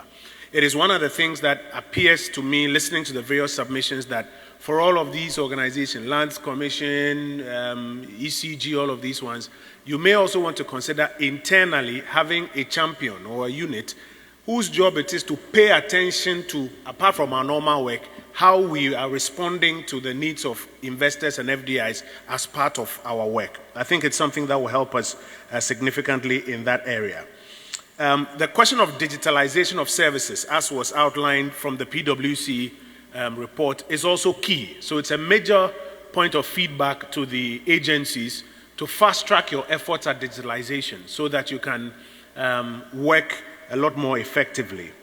The GIPC one-stop shop, it's good to know work has started, but I guess the feedback is that we need to quicken it because it also will deliver a lot of value for investors and potential investors out there. Another matter is that we need to open up more engagement platforms, because listening to the questions and the answers, you find out that some potential investors are holding back their investments just because they don't have some answers. For example, this question about VAT and education. It is simply coming out that with some more education, somebody who is holding back a potential investment in education because of the fear that you cannot deduct VAT can be fast-tracked if there are engagement platforms that help to answer some of these questions. So one of the things we'll be looking at is how we can open up more engagement platforms between facilitator agencies and then potential investors so that some of these queries can be responded to quickly, and then it can aid the rate at which we are bringing in investments. We are looking forward to getting a lot of feedback from you, feedback about this investor onboarding summit and about the work that is going on in attracting and onboarding a lot of investments. And that is why I will reiterate what Bernard mentioned. The card is in there, the QR code is on it. Please take a few minutes later today and give us some feedback so that we can serve you better. On behalf of the Ministries of Foreign Affairs, Finance, Trade and Information, and on behalf of what I would say our client, the GIPC, we are very grateful that you've joined us. We wish you all the best. We hope we'll do better to serve you in the years ahead. Thank you so much. The second panel, please come for a quick picture with the team. The second panel and Aisha. Final photo. Please make sure you pick your lunch coupons. Lunch is available for everybody. It's packed. You don't have to eat here. Panelists, please come up stage. Honorable Kojo, GIPC, will take a quick photo. And please visit the stands before you leave. Visit the stands before you leave. And those of you who are investors, don't forget the green room at the back. They are waiting, about 15 agencies, to answer all your questions. So please make sure you get a contact. So, Minister, GIPC CEO, Evelyn, please join us. This is panel 2. You take a photo quickly. We're out of here.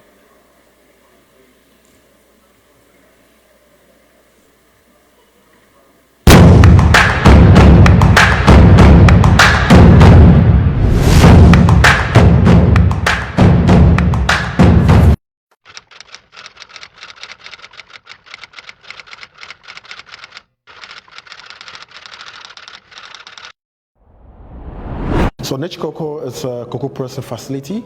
We process cocoa into 4 semi-finished products: cocoa liquor, cocoa cake, cocoa powder, cocoa butter. And we have the finished products, which is the chocolate. So for the semi-finished products,